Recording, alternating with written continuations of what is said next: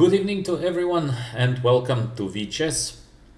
Again, Georgi and Arkady will try to give you some exciting moments of the World Cup round 2 tiebreaks. Georgi, how are you doing today? Hello, everyone. Doing great. Excited to see the fast time controls. I think there will be a lot of tragic comedies, and I'm always a big fan to watch something like that. You like it when the things are exciting, but only if you don't play instead of the Of course, players that we're watching. that is mandatory.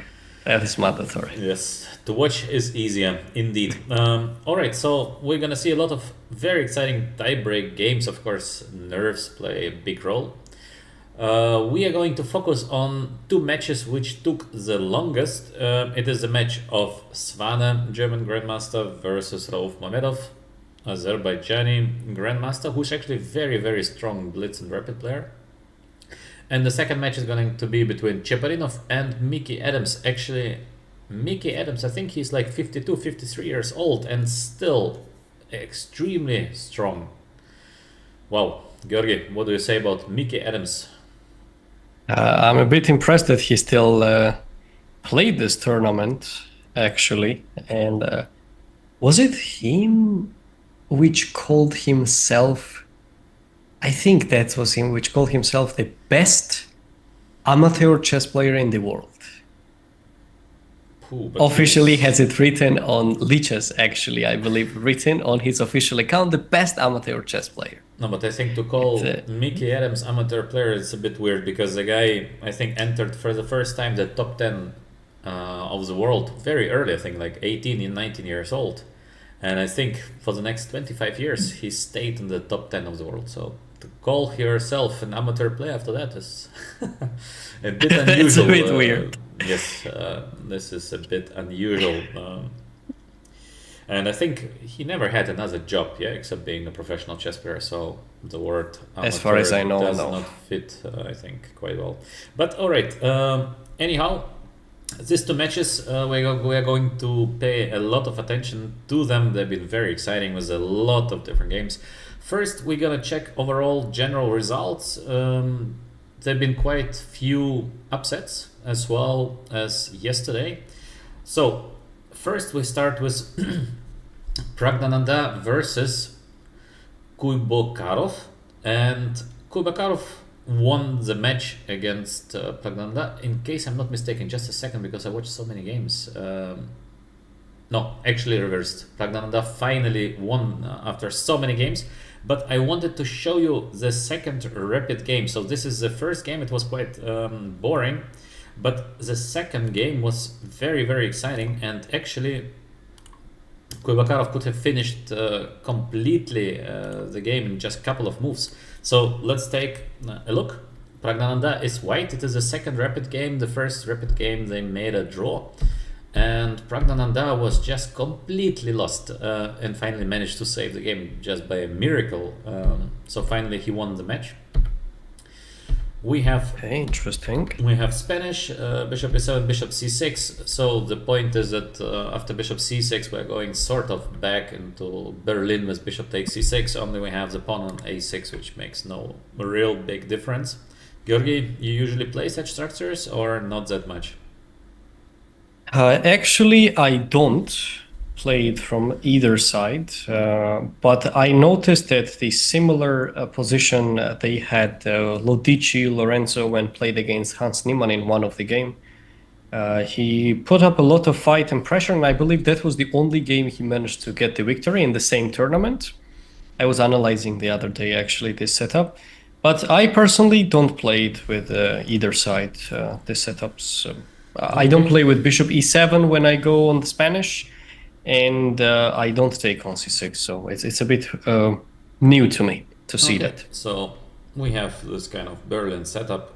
Just the pawn is on a6. Position is very solid for both colors. I think this is just a setup in case you want to have a very long game and may the better player wins. Knight d7, very normal. It looks a bit strange, but it is the main move in this position. Of course, we have the main idea for black with f6, knight f8, knight e6, in case black manages to get the knight to e6. Usually it is with a short castle. then black is doing fine. That's why we have the setup as knight d7. There is another setup, of course, bishop to g4, but not everybody likes to give up the bishop.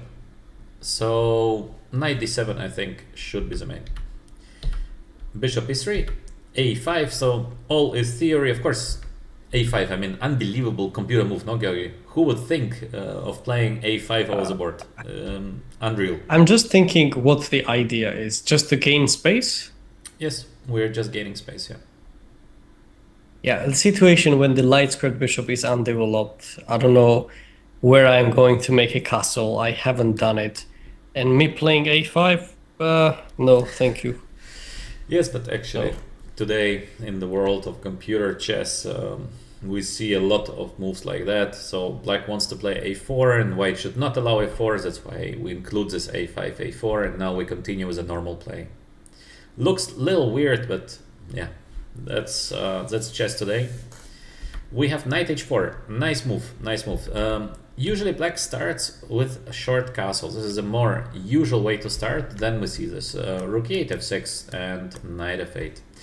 This time we see immediately the move f6, knight h4, which is very typical because we want to get the knight as fast as possible to f5, which is a nice square. And as well, the idea f4 is possible. Georgi, there is another idea to play d4. What do you think about the move d4? Looks way more natural to me, by the way, rather than going for knight h4. Okay. But let's say, what is the key follow-up? For example, d4, I guess e takes, or bishop d6. Perhaps one or another, I'm not sure. Usually after d4 we have e takes d4 or just short castle. So both is very Both normal. is fine there. Yeah, yes. both is fine. The thing is that on a long run, black has the bishop pair. So white should keep the position as close as possible. And with d4, we're opening a little bit the position. So usually in structures, even with e takes d4, let's say knight takes d4, we go probably knight e5. Usually all these things are completely okay for black. Because many moves ahead, we will see the strengths of the bishop pair. We can count these positions as more or less equal, yeah. That's why we see these moves like knight h4. We keep the pawn structure very safe. We keep the center as closed as we can. So the bishop pair is not relevant, at least at the moment. Okay, mostly I thought about after d4 e takes to take it back with the queen. With the queen? Yeah, sure. Yes. You can take as well with the queen, no problem. I think with black, even positions after bishop c5 should be fine. Maybe knight b6 is looking as well quite safe. It's a bit weird. Me, as the person which likes to play Berlin with black, I think black is doing absolutely fine here. Yes. Compared to whatever the positions I'm getting in the main lines. So, okay, so bishop c6 at the end of the day is not the most challenging one because of a5 with the black. No, but I think it's not anyone watching, they need to memorize this setup. This is mandatory, actually. No, I think the move a5 is by far not mandatory, but usually, in case you see the move like bishop takes c6, white is not aiming to get advantage out of opening. White is aiming to have a calm, long game. So this is typical for Magnus Carlsen, for example, to play positions like this. He feels comfortable in a long game. He thinks he can outplay his opponent, and usually this is exactly what is happening. So this is sort of slow play. Let's see who is a better player. Not so much theory, but even here we see moves like a5. So wow, even this is well analyzed. All right, let's go back. So we have a lot of games ahead. Knight h4. I just wanted to show you the end position. Praggnanandhaa been really lucky. Knight d2, g6. So it's a bit strange to play, for example, knight d2, because usually after knight h4, you sort of try to go for knight f5 in case bishop takes. White might be very little better. So in case black is not taking, then we're gonna do something. Let's see what happens in the future, because after knight d2, black is playing g6. Very nice move. So now the knight on h4 is a bit blocked, no? Georgi, what are you saying about the beautiful position on h4? Actually, the more I look at it, white situation, more I liked to push d4 a bit earlier. I feel like the time is ticking for white, and if black puts the knight on e6, makes a castle normally, maybe some b6, c5, whatever, all this, I don't see much for white. Indeed, absolutely. And actually, to me, it's unbelievable that the black player is still in theory. So he plays very fast because it doesn't seem to be like the main line or something. And here, even he plays Queen d7, which seems to be the best move. But how to make it? Such an unnatural decision to play Queen d7. So he's not going for knight e6 or something normal. Queen d7, like wow. Seems to be very, very strong move, but I don't know, Georgi. This is like unbelievable chess, in my opinion. Because I mean, maybe he played it in bullet couple of times, the Could be. setups, and then just analyzed it there. But one thing, kids, don't take bishop c6 if you're afraid of facing this. It's very important. yeah, unbelievable. I Bishop mean, the h6, level of knight play e6. sometimes is just so high. And we're speaking about the guy with a current rating of 2535, so he's just playing the best moves all the time. So currently we're move 15, he's just playing a perfect game. Unbelievable. And he got much better He position. got a much better already. position. So with e5, we see Pragnananda basically panicking. He sees no defense against simple bishop e7 long castle. And of course, in long run, we have c5 and f5. Everything is going to open. The position of white is going to be, yeah, I think very, very bad. So white needs to do something fast. He finds nothing except pushing e5.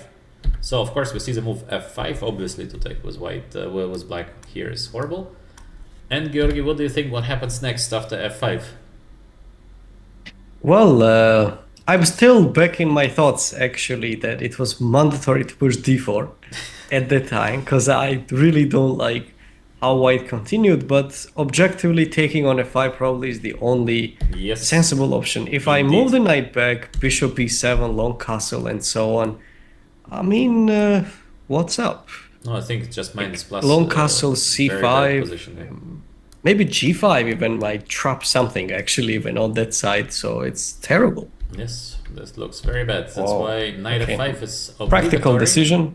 But he has to do it. I mean, once he played the move e5, of course he wanted to take on f5. This is obvious. Especially when speaking about a rapid game. Everything is possible. Black is playing very well. Knight d4, solid move. c5, solid move. White has a bit of compensation. But I think if black is careful, it doesn't look like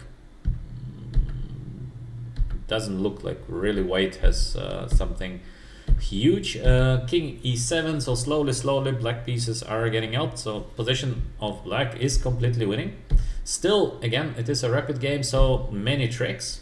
Bishop e6, very nice move, no? Georgi, looks like over, no? It's just a clean piece up. I don't even see some tactical opportunities for white Yes. though. Indeed, yeah. Knight e4, rook g8, so the game goes on. Both are playing quite fast.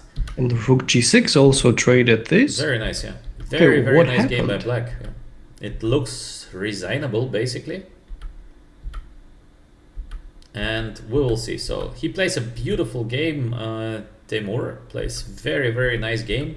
And in this Definitely. position where any move is winning. Okay, in chess it's never any move, but most of the moves here are winning. For example, king g8. Why not think, to take it? Yes, that's just completely very resignable. basic. Yeah, just complete game over. As well, you might play something else, but why not to take just the knight? He plays knight f7, so let us check very briefly. Queen takes e5. Georgi, do you think Well, it's there are any protected chances somehow. to make a draw? No. I Like think- what? It's a piece. It's Yes, a piece yes, actually. yes. Like Yes, I completely agree with you. I think zero chance, no? Just objectively zero. how? What did he do actually? I'm just. And we are speaking about the second rapid game. So in case he wins this game, he is advancing to the next round. All he Oh, needs so the to first do- one was a draw. Yes, first game was a draw. Yeah. Oh. So all he needs to do is to win this game, and he still has 1 minute 40 on the clock, so it's quite fine for a rapid game. I think they're getting 10 seconds per move. It's not a blitz game. He plays knight f7 and he's getting perpetual check with queen g3. Very, very tough, yeah. So Pragnananda been really lucky here to survive this in a rapid game. Not easy, no, Georgi? What do you say? I'm just curious if these Indian prodigies have some special tools talking about how to win unwinnable positions or how to make a draw with this dead loss situations. I think they know some magic. I don't know, Georgi, which I need to do some researches on that. Yes, because do a on the research. board, I can't believe a person playing this a5, b6, maneuvering the knight with queen d7, everything, and not winning this position with an extra piece. Wow. Yeah, this is strange. Just take the knight and the game is done. So how to explain that?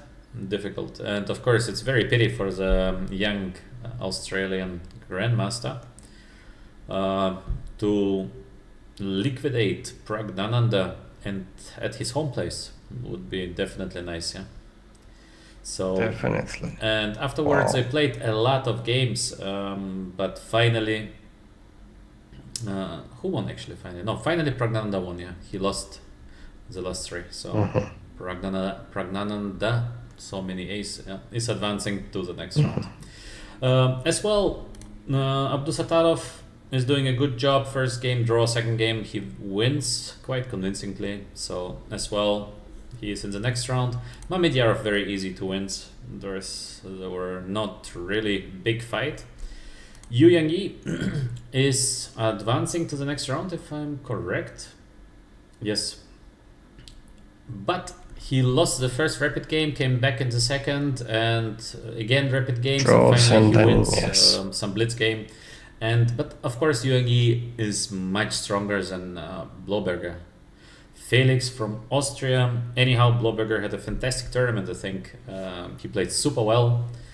He gave a huge fight to Yu Yangyi, but Yu Yangyi is just a bit too strong. He's really good. So yeah, not an easy pairing. I noticed actually that I think in general 2500 rated players took down more 2700s than vice versa Yes. in this round specifically.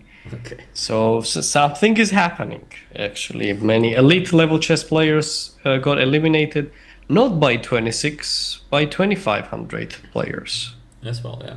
No, but we have. I think nowadays there are a lot of young guys who are obviously growing. Today they have 25 something, and already in a year from now they have maybe 2650. So it's very hard to estimate the strength. Or someone who has 2600 and went to 2750, right? With this, I think we have only a couple of examples. So we have example of Aravind that we spoke about. I think we have the example of Niemann. Yes. Also coming basically out of nowhere, and of the French player Mossad, who strangely never been a good chess player. Then he had, I think, like 80 games without a loss or something like that. But then again, he started to lose. So wow, okay, everything been back to normal. But there are not that many cases yet that somebody makes that fast that much. It's quite rare. Except in the very young years, yeah. Except you are 12, 13, 14, then it's quite normal, yeah. All right, the next game, the next match between Oro, the young genius, and Vidit. I think Oro is just 12, no? If I'm correct, Georgi. Maybe even less, 11. Maybe even less. Wow. Okay. Yes. So first round he won. Now he plays Vidit, 2 draws and 2 classical games. First rapid game he made a draw. Second game he lost to Vidit. Actually quite an unpleasant game for Oro. He just got outplayed. There is not much to say. So the game is not that interesting. We're not going to check. on that game. Except that I don't know if there been like real big surprises. Of course, a lot of interesting games and maybe some small surprises. Like for example, in the match of Etienne Bacro against Grandelius, Etienne managed to win the first classical game. Then he lost the second game. Etienne is losing rarely, huh? So usually once he wins something, he likes to be tight the next game. Actually, yes.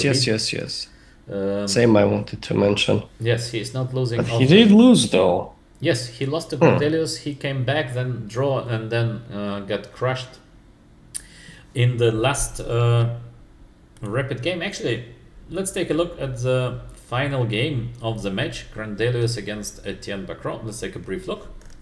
What did happen? So we have the French defense. Yes, this was a crazy game, by the way. We have French, and as well, very interesting that in the second classical game where it was enough for Etienne just to make a draw, he played as well the French. Do you play French for a draw? I don't know. So we have. I don't personally. We have French advanced. And we have this line with a short castle, very popular line nowadays. White is sacrificing a pawn. And here comes this crazy computer move h4.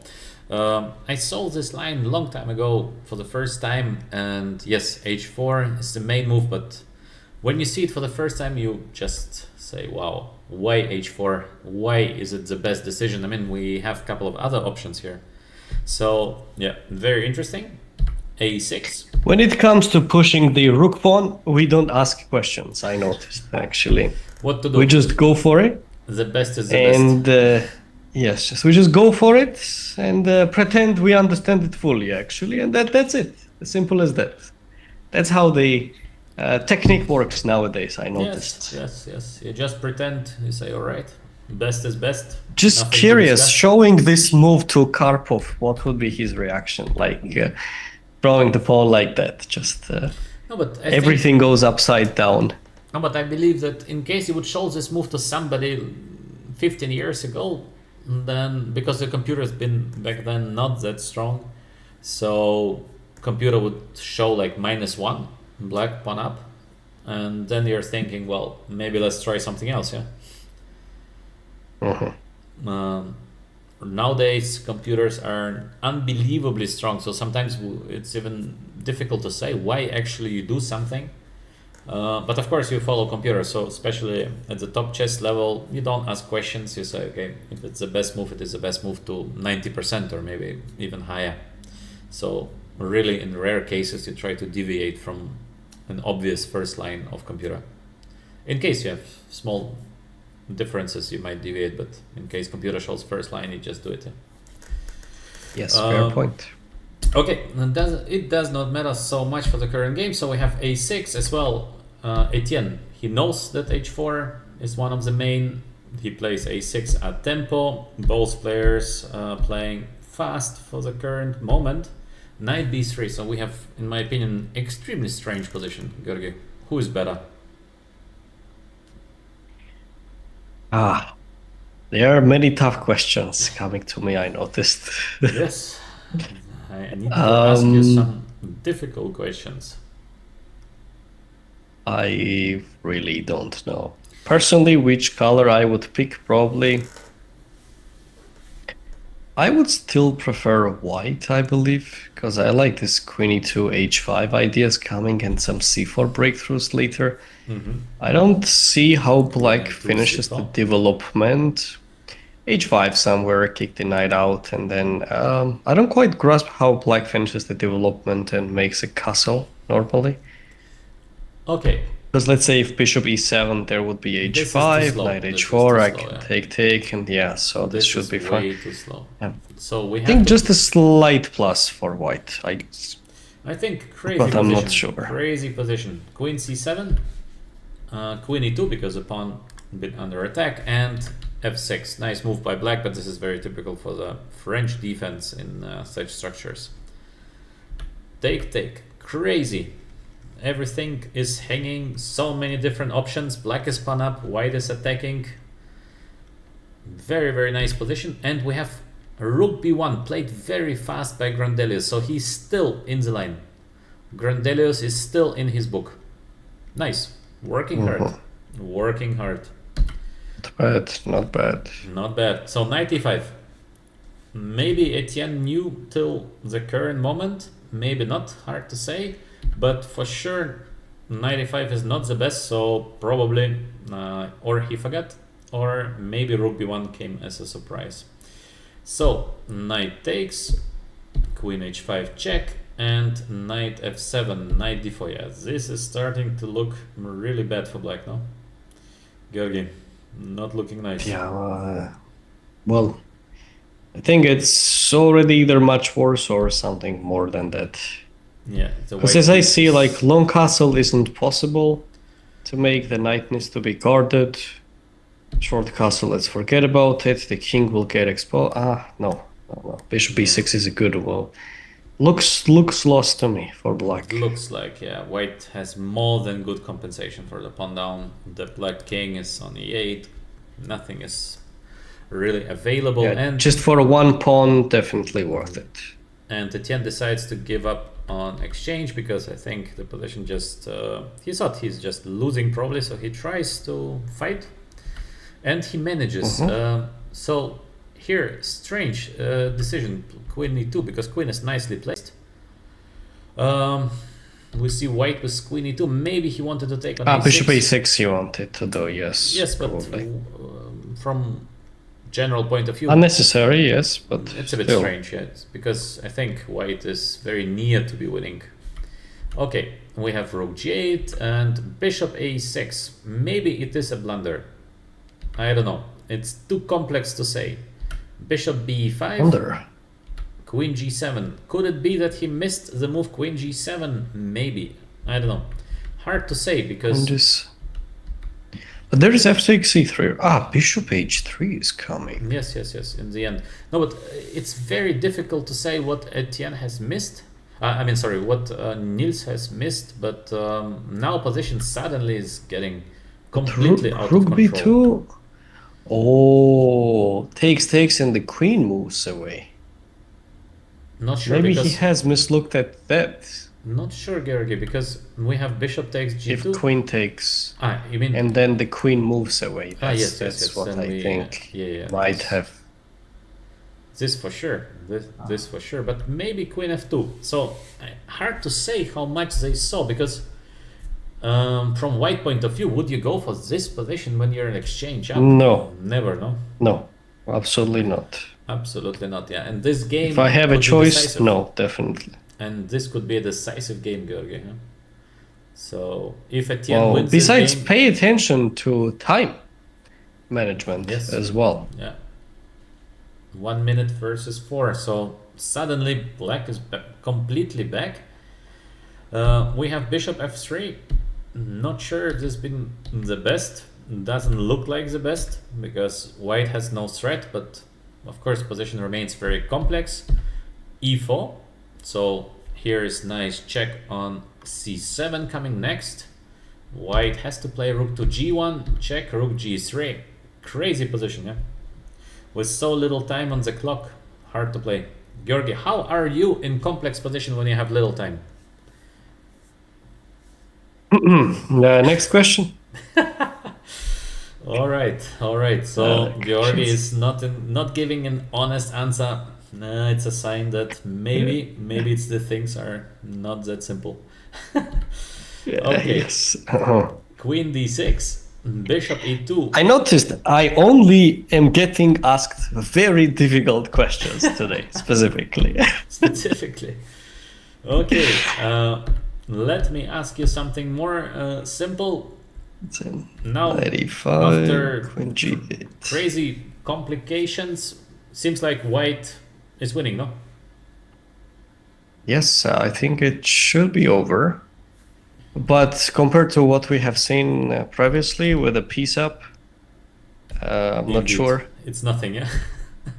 Yes, because for fast-time control, so I understand many things can happen, but Everything can happen. I don't believe on that rating range should be happening anything, but okay. No, good. So many things are happening when Still, you're getting a yes. little bit excited and some sudden problems that you do not expect or something. I mean, so many things can go wrong, but in the here, current game, checked. it seems like it's just too easy because white is having such an overwhelming advantage that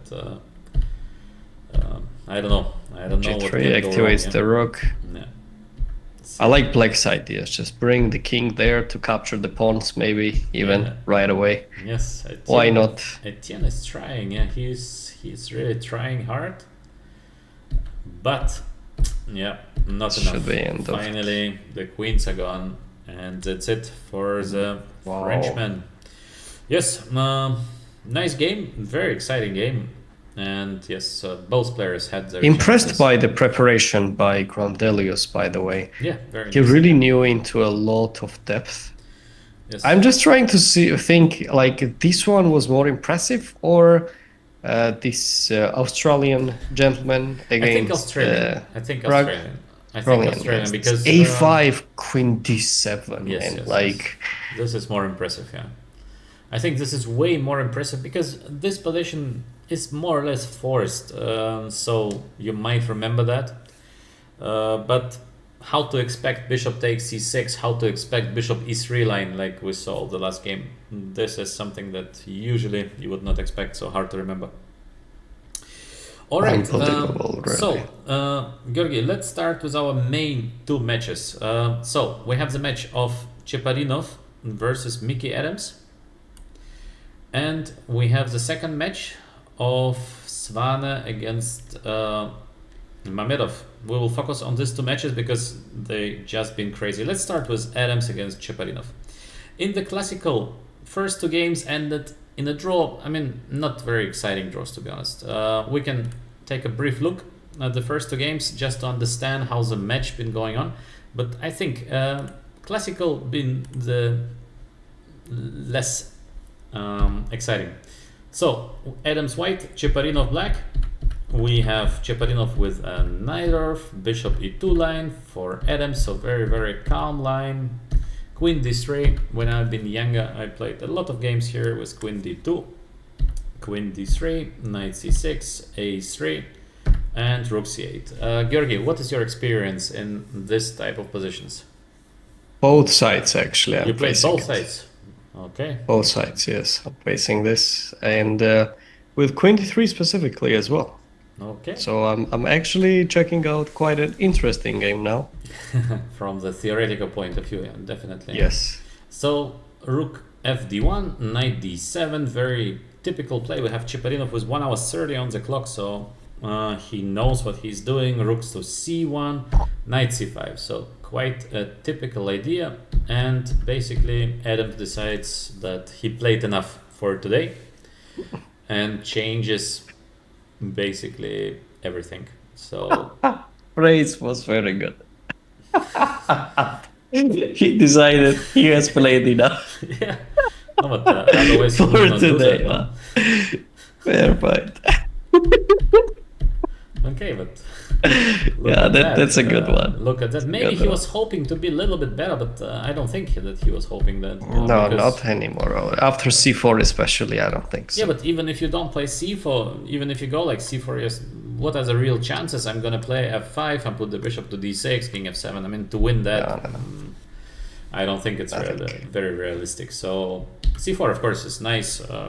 Not to give like any chances. And the but- king comes in, and the bishops get traded as well. Yeah, okay, well, No, but I think there's nothing to easy draw. see you later. Yeah. Just Definitely. an easy draw, not very interesting game. The second game as well, not very exciting. Still, we're gonna take a look. How many games did they play? 10 games? 10 games, yeah. So, Ah, second game, Cheparinov is white. Usually, Cheparinov is very strong with white because he has huge preparation. And it is not easy to play Cheparinov black. We have again the d3 line, not rook e1 Spanish. But this time, seems like it's more popular, actually. Just d3. No, both is very popular. Let's play. Yeah. So we have knight b8 played by Mickey Adams. Not the most ambitious line for black, but as well very, very safe line for black. h3, knight d7, all is theory.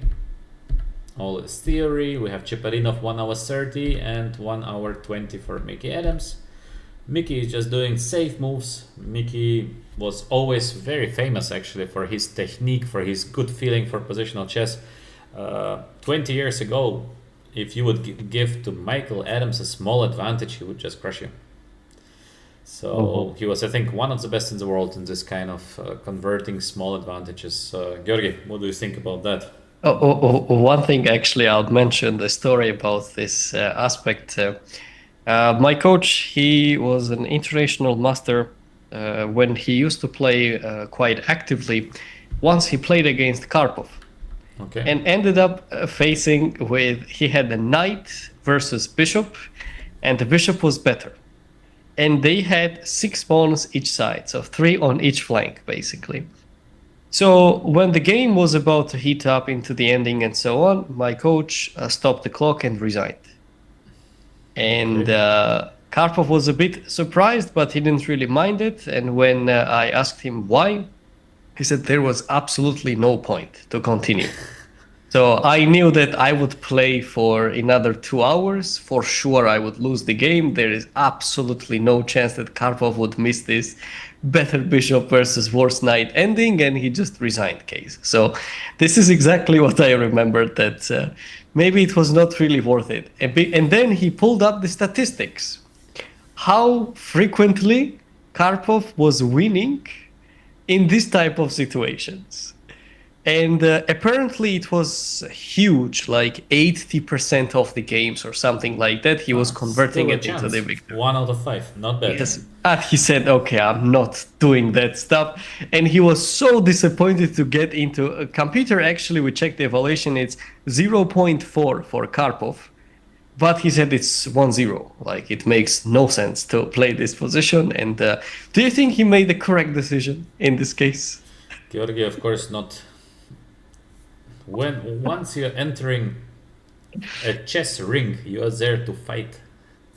You must be ready to fight. If you are not ready to fight, it's better not to start the fight, I believe. So funny thing was that Karpov did not mind it at all. Like, he had like very natural reaction, kind of makes sense that, okay, well, in that case it was winning case. So yeah, was it the same with Michael Adams when he was playing against others in this small advantages? I don't think somebody from top 10 would ever resign in slightly worse position, at least. Well, Wesley So did, for example. No, but he thought he's losing. He thought he's losing. But, in a normal case, no. So Michael Adams was extremely good. He was extremely good in pushing slightly better positions. Technically wise, extremely strong. All right, so let's go back to this game. For the current moment, White is doing a little bit better, and actually knight d1, very nice maneuver that should be remembered. Knight b8, so usually don't be afraid of the move d5. In most cases, it's not the best to play d5. Even e takes d5 usually slightly better for White as well. We have to calculate moves like knight e3, maybe sacrifice, maybe then knight g5, I don't know. But I believe that currently d5, e takes d5 looking good, not Georgi. I think we can just take, yeah. Definitely. I think we take. I don't see a clear compensation for black. So knight b8, bishop d7. Actually, very funny. Yeah? Knight is going first to c6, then back to b8, then to d7, then back to b8. And the bishop interesting. d7, c6, d7. Ah, bishop e6 he wants to do. Yeah. Okay.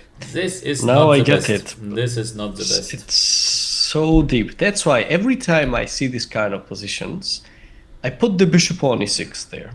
Solid. No need these maneuvers and whatever, because I know at the end of the day, this a2 bishop is unopposingly strong. So I just try to get rid of it as soon as possible, basically. Okay. I have my own techniques of playing it, actually, because too many times it was very unsuccessful to fight against this bishop. I'm not doing it anymore. putting it on e6, trade it off, and continue the game from there on. This is what I just To play do. bishop e6 in most of the cases is not a bad idea indeed, and usually, yeah, to play safe central is the right choice. I agree, Georgi. Let's go back to the game. So we have b4, bishop e6. White is doing better, but not so much better. And we have bishop takes e6. I don't know if this was the best actually, because after f takes e6, now d5 square is covered. So I think it was not a must for white to take on e6. Still, white should be doing a little bit better, but slowly, somehow Chiparinov is not using his chances, and Michael Adams manages to equalize. Also c5, c4. Not sure, Georgi. Would you play c4? It's like basically offering a draw. If I want to make a draw, yes, probably. Yeah, but maybe a bit too early to offer a draw, especially Chiparinov is like 40 Double years up old. the rooks. Adams is already 52 or 53. You might play a little bit longer to make him at least tired before the tiebreak. Yeah? So I don't know if Ivan made the right decision to play c4, because I think now it's just completely equal or very, very close to equal. Was he that clear favorite in fast time control, maybe? Chiparinov, That he kind of wanted to I think he's kill the favorite, game? but not that much. I think with white in a classical, I think he's also favorite. So anyhow, this game ended in a draw. So not very exciting games. First game, immediately a draw. Second game, Chiparinov had a little chance to push, did not use it, so draw. Now we come to the rapid games. Game number 1 of the rapid match. Adams is white and Chiparinov is black. Once again, action already. We have again different version. Bishop c4, the Sozin variation. Actually very sharp, and immediately Mickey Adams is killing the game with a move a4. Main moves bishop g5, main move bishop b3, f4, etc. No, we see the move a4. In my opinion, yes, it is very safe, but to beat Chiparinov with moves like a4, I don't think it's possible. Georgi, what do you think about the move a4 here? Well, I personally play with bishop b3. Okay. In this position. So you go into this craziness with all the I do. Sharp lines. Okay. Yes, if I am really motivated into that I'm actually going for it. But one thing I don't quite grasp it is that what's the point of playing with this kind of stuff? Why not first move d4? First move? At this point. First move, why not d4 at this point? Okay, that's a deep psychological question. Why not to play d4? How to play d4 in case you're an e4 player? Not e4 easy. with a4. Okay, it's a small line that is more or less equal, but the positions are familiar. So usually white is sometimes trying some small line, but of course to beat Chiparinov is very difficult in sidelines. Bishop e3, knight c6, so all is pretty normal. And bishop d7, interesting that we see bishop d7 and not a move like d5. I think as well d5 is giving more or less equal chances. Georgi, what do you think about positions, for example, after d5, take? You believe white is having chances to play for advantage or just equal? I don't think so. It looks so equalish to me at this point that, but I am sure who would confirm that hypothesis. Peter Leko, if he would be sitting in this position, it's already finished. Like he would have stamped in it a good shape as well with the signature. That's it's done already. When many years ago, when I've been younger as well, Peter Leko was younger, so we used to joke that Leko is not playing the moves, he's drawing the moves. Good one. Yeah, good one. We had this little joke. Yeah. Okay. I don't think there is much here. I think d5 as well, very solid, but as well bishop d7 is perfectly fine. Bishop d3, so I think Mickey Adams, it seems to be his preparation. He still has 16 minutes on the clock. Chiparinov with 15, so both of them are blitzing for the moment their moves. But it's hard to believe again that White has any kind of chances to be better. Very typical position. What is the next maneuver for Black, Georgi? Knight d7, actually. Excellent. Excellent. Either Georgi bishop is f6 too or strong knight a5. in Yes, knight of- now no problem, actually. You know, like these questions like why a5 or queen d7 ideas and so on, or how do I play in tough positions? Very difficult questions, actually. I didn't have answer on anything, but this one, no problem. No problem, yeah. Knight is getting to e5, and once knight is on e5, usually no problems for black, or let's say very little problems for black. Position is more or less equal, and the game ends, I think, quite soon into a draw. I think even maybe black is doing slightly better already, or not. I don't know. I usually prefer in these positions black pieces. I might be biased at this point, but I prefer it because of play, counterplay. Because I frequently trade out the dark squared bishops. It No, but happens. if you trade, then you're much better, but Yes. not so easy to trade. Yeah, not so easy. I to don't trade play these against bishops Cheparinov usually. I don't play against Adams usually, and that's the key difference there. So the bishops get traded quite early, and then I usually get some chances. Yeah, this is what you like, to trade the bishops and With the play knight a versus couple of bishop moves with more, oh. In any case, game is still, I believe, around equal, but it is a dynamic game. White managed to play c5, which is one of the main ideas. On the other hand, black is so active on the e file. So Good rook game. e1, Good game by both. takes takes. Yeah, should be Well, the draw. d-pawn is nothing special, Yeah. I guess. Good game by both, I think. Maybe white is doing now a bit better because the queen on d7, so usually to block is not the best with the queen. On the other hand, But bishop also f6 how is to helping. get there. Yes. So How to get inside. queen e6 next, in case black manages to change the rooks. It should be somehow, I guess, on the level of a draw, but white can maybe play a little bit. Rook e1, rooks being changed, h4, just probably just a draw. g4, nice play by Cheparinov. And queen endgame, white has little chances, but yeah, not really, I guess. It is a rapid game, so of course anything can happen. Michael Adams is trying, but yeah. Okay, fetched. That's a it. good touch. Good at the game, end. good game. Very nice game. Game number 3, high level game, which ends in a draw. Let's go to the game number 4. Cheparinov is white. Again, we see Spanish. This time we have the move rook e1, so we have the main Spanish, and a4 anti-martial, because Adams as well likes to play martial. At the current moment, nobody is showing anything in martial. So we have the anti-martial with the move a4, and we have rook b8, rare reply. Usually we see the move b4. Okay, rook b8, c3, all is theory. Now d6, d5 at the current moment now is not so good. So we have strange Spanish, no, Georgi? Like With the white, I've seen it a couple of times, these variations.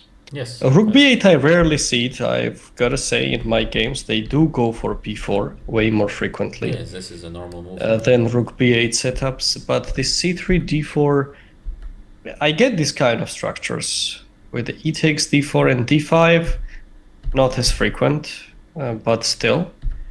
I think white does have a slight plus, maybe. Maybe. I think Pawn structure looks slightly preferable, but I don't know. I think maybe If the there's plus anything is there, major. but the plus is very small. So black has only one trouble. It is a knight on c6. In case black manages like knight before c5, it is completely equal.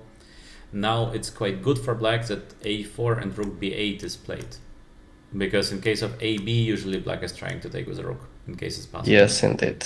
That's why the tendency towards equality is very high.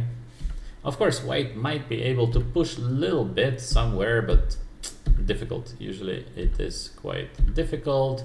Very normal game. Again, both players are playing a nice game, and both players are playing very fast.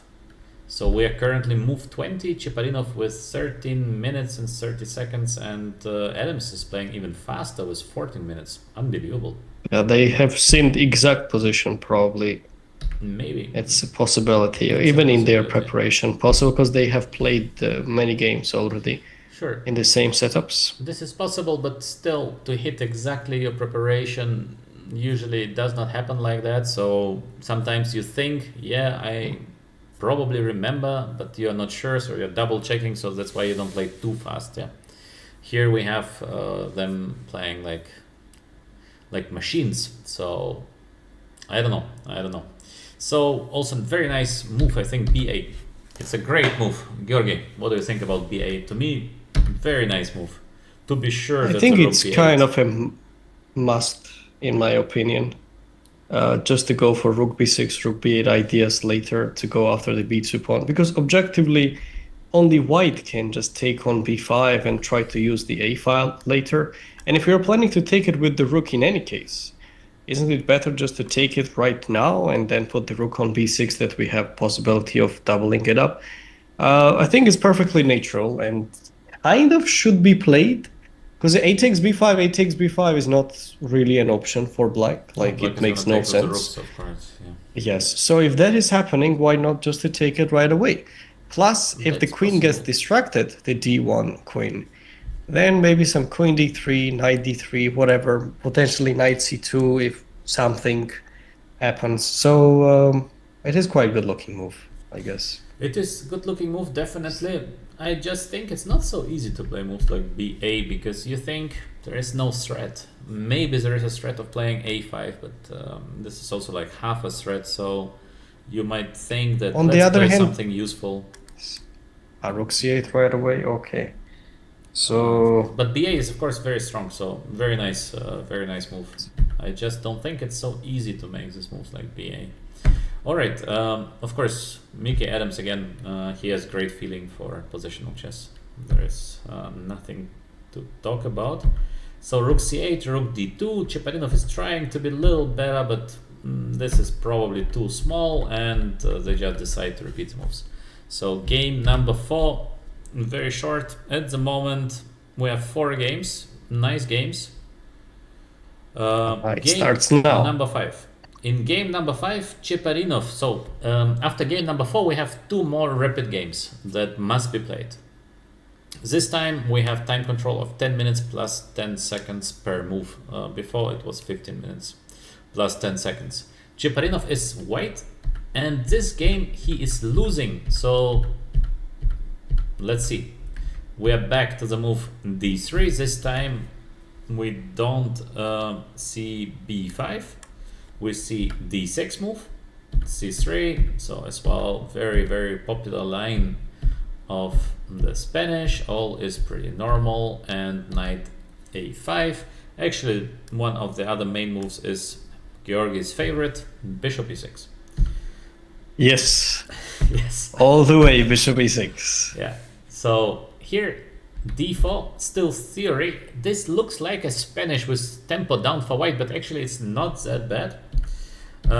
This is all still theory. A lot of games been played here. I think Cheparinov also played many games in this position because even I seen some games of him here. b3.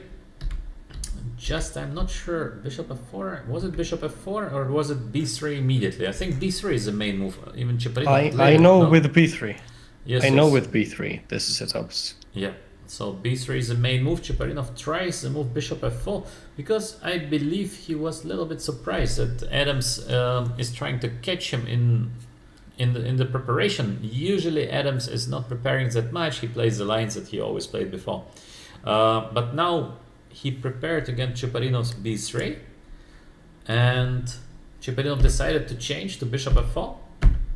But now I don't know. Knight instead of on a5 is now on e5. Georgi, was it a good change to play like that for a win? Well, maneuvering the knight over there to me looks good. I mean, from the but Cheparinov on the point other of hand, view. From Ceperino, I don't bishop f4 understand why first, yeah. b3. But was it?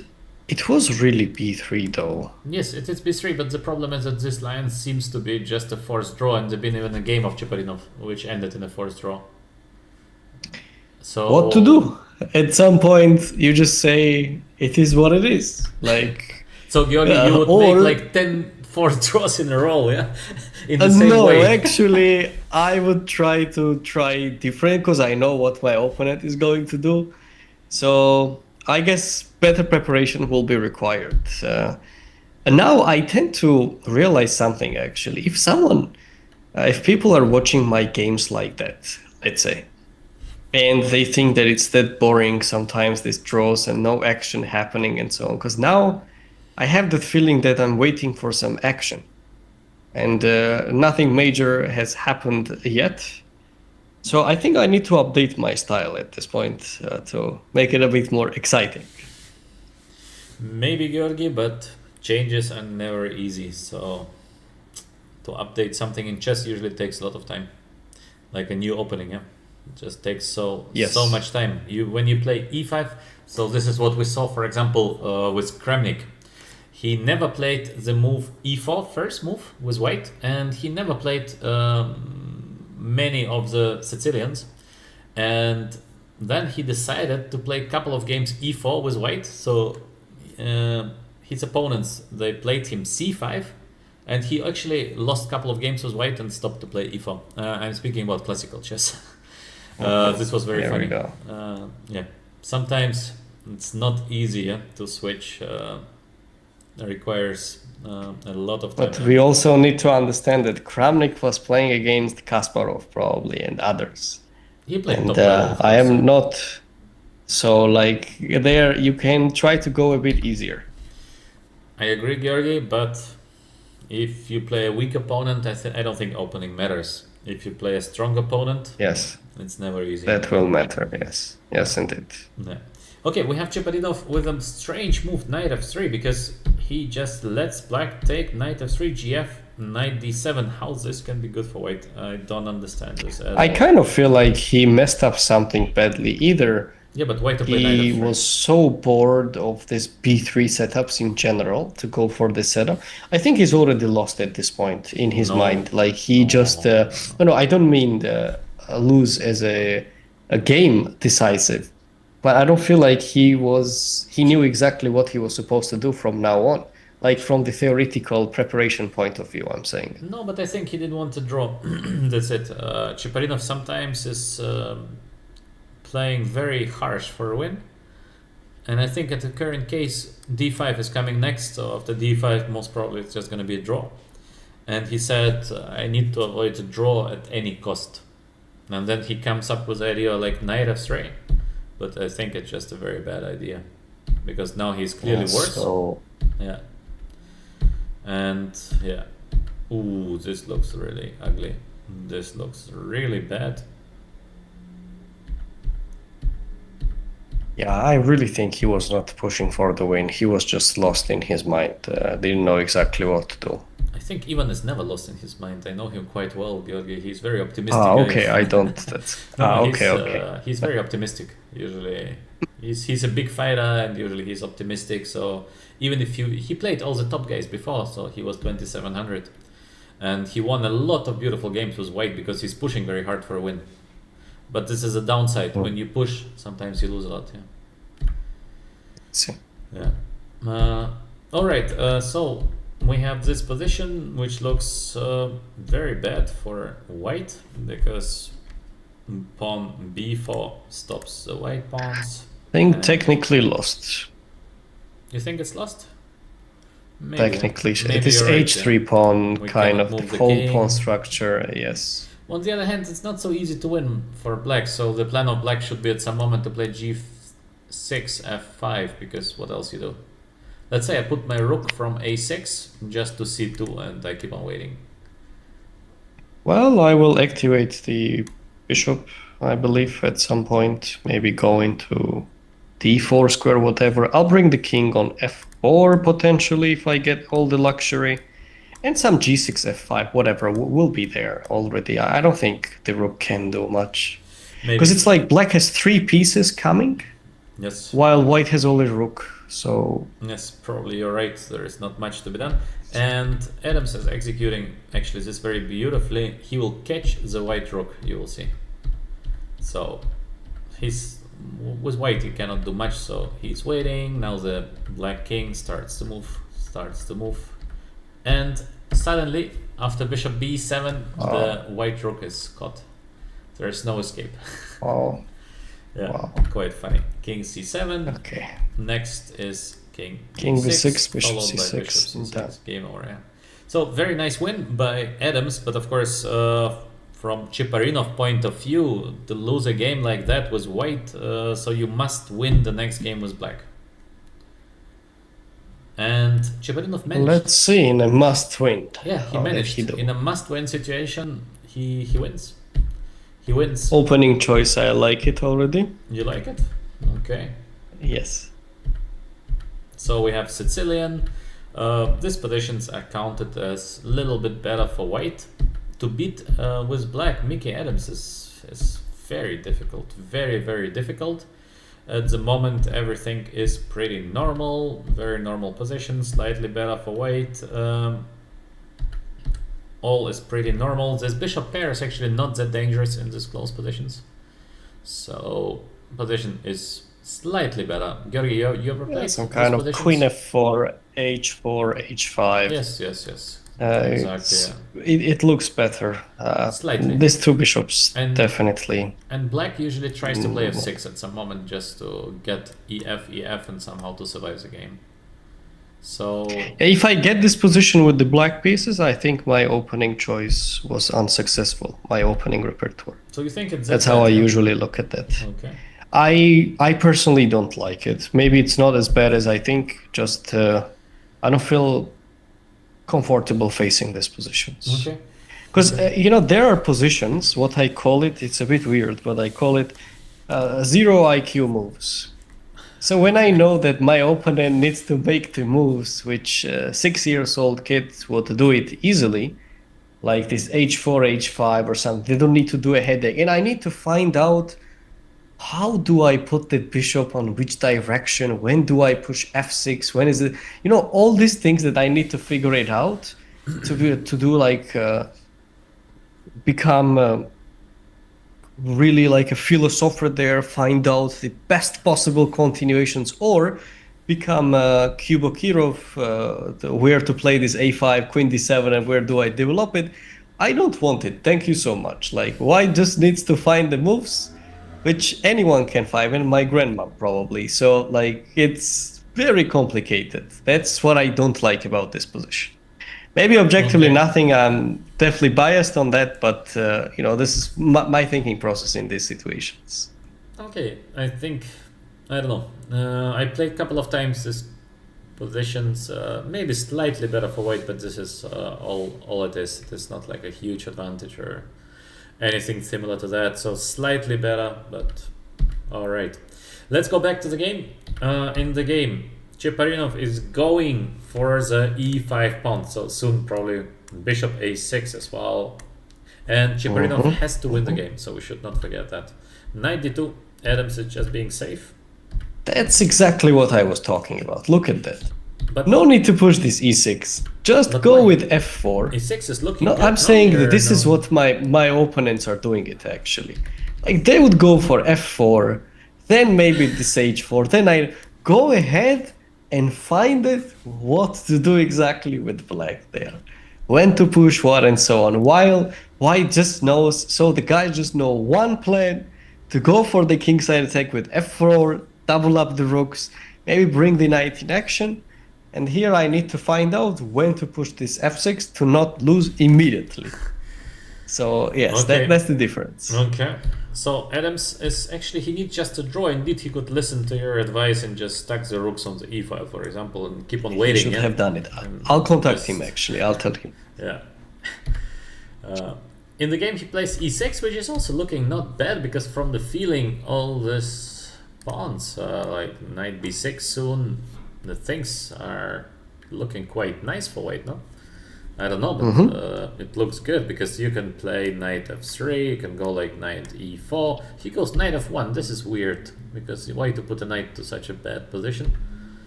Covering up. He takes the pawn though. Yeah, he wins the pawn, but he loses that pawn. After now bishop d5. I'm not sure. You can maybe try to keep it, but knight is just so passive. I don't know. Oh, sorry. That's why misclicked. f4 needs to be pushed earlier. f4. Much earlier. No need anything like that. If black ever pushes e6, go ahead and use the dark squares. Chess is very simple. I will contact Adams about it. Yes. He would. I'm sure that he's going to be surprised. He does not really expect that, but you can give it a try. All right. In any case, still, there is no reason to lose in this position with white. Still, it looks like pretty equal. Both players are moving. Not much is going on. Ooh, he just blundered a full pawn. Okay. Pawn, yes. So yes, Cheparinov, of course, in a must-win situation, sometimes you must be in a must-win. You must be a little lucky. Otherwise, yes, indeed. So Cheparinov is lucky with a bishop takes g2. Still, the game is by far not over, but as we know, the result. Actually, how he won that? Wow, big action. Lagged maybe. And now, White just resigned. Why Adams resigns? He lost on time. Probably he got flagged. Wow. Georgi. Adams losing. Let's go back one move maybe and see it. Yeah, he lost on time. Lost on time. He just lost on time because position is by far not easier because you have so many different options now with white. Let's say you play knight to b3. No, it's playable. It's playable indeed. It's even hard to see if. I think it's clear. Maybe you have actually some drawing chances because how to see if this is winning or not. Knight d4 is coming in case you go like king to d6. I think there is rook g7, rook h7. I don't know where to put the rook. Maybe actually where to put the rook. I think it's important to take perhaps the knight. Okay. There takes it. Let's go with g5. Let me push. We need to. Not easy, huh? We need to stop it. How you stop? King c6 maybe. Yeah, but then I'm gonna start eating your pawns. Rook g6. Very hard to say. Why do you think it's winning? Might be just a draw. King b5. But this is a draw. Take the b4. Yeah, but I think this should be no. But yeah, just because of the king activity I'm hoping for, you know, like so... king c3 and so on. I don't want to use rook a2, like because of that only, but I'm not sure. While white will be busy taking this stuff, that I can take the d3, but okay, well, yeah, it doesn't. I think it should like be that. Close to draw. But getting flagged, wow. Yeah. So Cheparinov double lucky. He won on time. Plus, before, of course, he had very limited winning chances, so very, very lucky. Let's go next to the Blitz games. So, Blitz games. Again, 2 games to play. The best out of 2 games. Adams white, Cheparinov black. This time Adams is switching to queen d4. But can you imagine, Georgi, how you feel after such a loss, yeah? You're very upset. It's terrible, actually. It's very difficult now for Adams to play the first Blitz game. Yeah, very upsetting. I've heard that usually it's preferable after these kind of defeats if you have a chance kind of to make a draw and just get away with it, because it's psychologically affecting on the decisions if you Not play easy, on normal stuff. I'm just curious actually what Adams would do. A4, I'm not asking any questions anymore. It goes without saying. Adams likes this to move. have this, yeah. So we have a very normal, more or less equal position of Sicilian. Both players playing currently a good game in my opinion.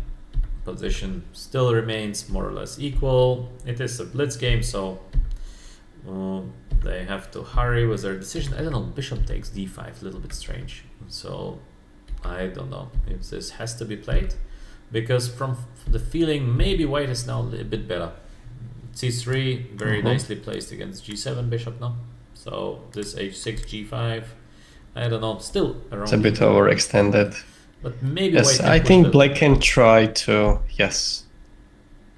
Bishop f2, I like this move. a5 looks good. Yeah, seems like Mickey Adams is outplaying even Ceperino slowly but surely.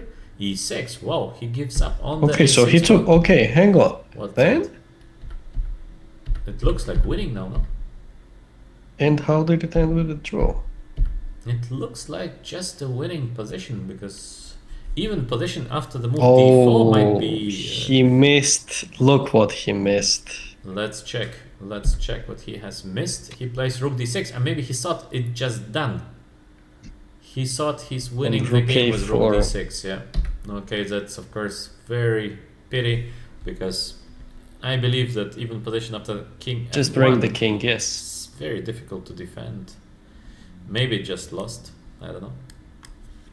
We have rook d6, but okay, you cannot blame someone for playing rook to d6 and rook a2, so quite unlucky for white that there is bishop takes c3. Such a resourceful person, Ceperino as well, by the way. He's a big came out fighter. of nowhere. He's a big fighter, I told you, Georgi. Ivan is a big fighter. So we have rook b5, and very interesting endgame. Not so easy to see that this is a draw. But for me, what is strange, why he is rook b5. It would be nice to have a rook endgame somehow, maybe where I have h4. So I don't have time for that. Maybe I can, I don't know. Okay, maybe there is just nothing better. Oh, okay. c4. For black it would be so useful to get the pawn to h4, and then it is a draw. But is black in time? h4. Normal, gh, strong move, but also normal. Chuberinov, of course, he knows this kind of things. And king h5, interesting. Not to keep the king on g7, but He wants to go this rook h1 to keep the king busy like that, probably. Seems like Georgi, and Adams is pushing the pawn to c7, and now we have king h5. This is weird. Why not to go king g7? Now it should be just a draw. Keep the Isn't king it on a g7. theoretical one? Yes, at this point, isn't it theoretical draw?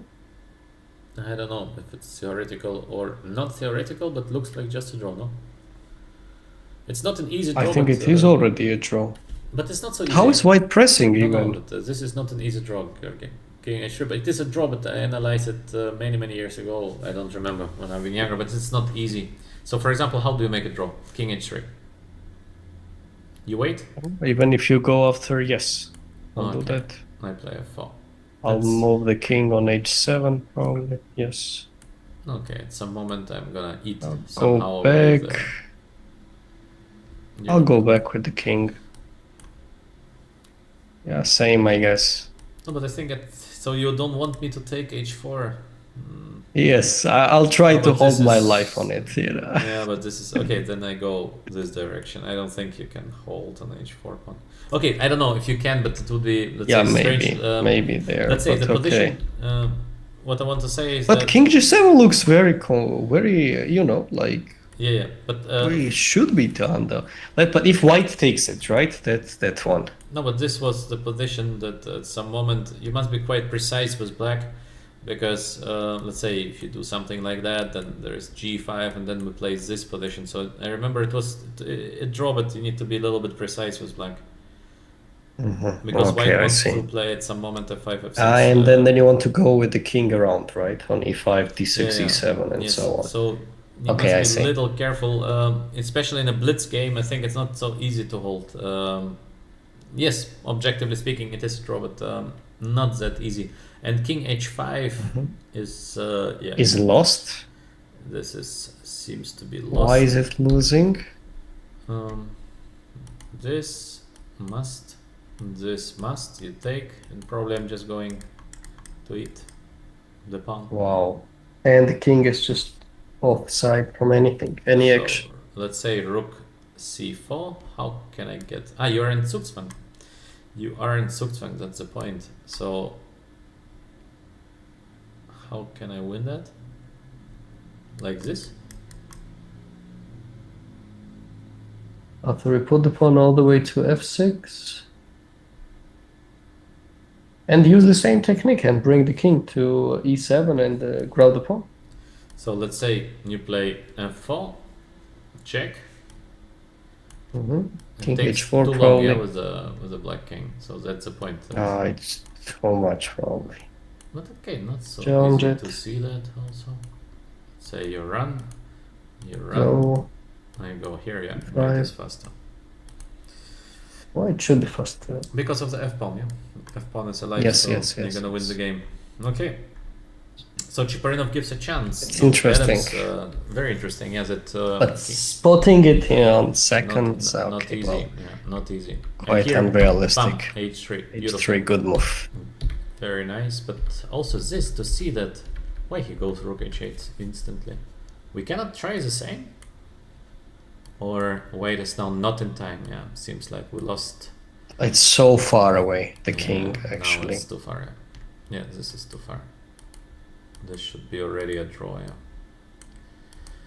Yes. Even And- king g3 at this point will be good, yes. Yes, and this is a draw. So again, lucky escape for Cheparinov under huge pressure. Under huge pressure in the first blitz game. Now let's go to the second blitz game. Cheparinov white. Again we have the Spanish. Again rook e1. Now the very main Spanish. Knight b8, knight d7. Ooh, knight b3. What's that? Interesting. Knight b3, something new by Cheparinov, because usually we have knight f1, knight g3 next. Knight b3, I haven't seen it in this position. Knight b3, something new, but is it good or is it bad? Okay, pretty normal still. g4. Yeah, this is the nice thing about not yet having the knight on g3, that we can play g4 first and then to go knight to g3. Soon, I think. Georgi, do you think white is better or do you think it's fine for black? What tells you your feeling? I think white should be pressing a little bit, because they get a bit easier attack on the king, like this h4, h5 opportunities maneuvering the knight. On the other hand, what exactly is black getting? Knight d3 should be at some point played, Yes, right? Knight d3, yeah. Knight d3 is coming. So, I don't know. I would still choose white, maybe a little bit personal preference. Okay. But I don't think black is doing badly in this position either. By feeling black is in time with a counterplay.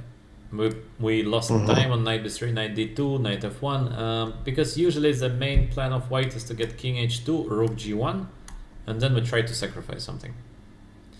But now it feels like we're just too late, and for black, for example, knight d3, a pawn sacrifice is coming next.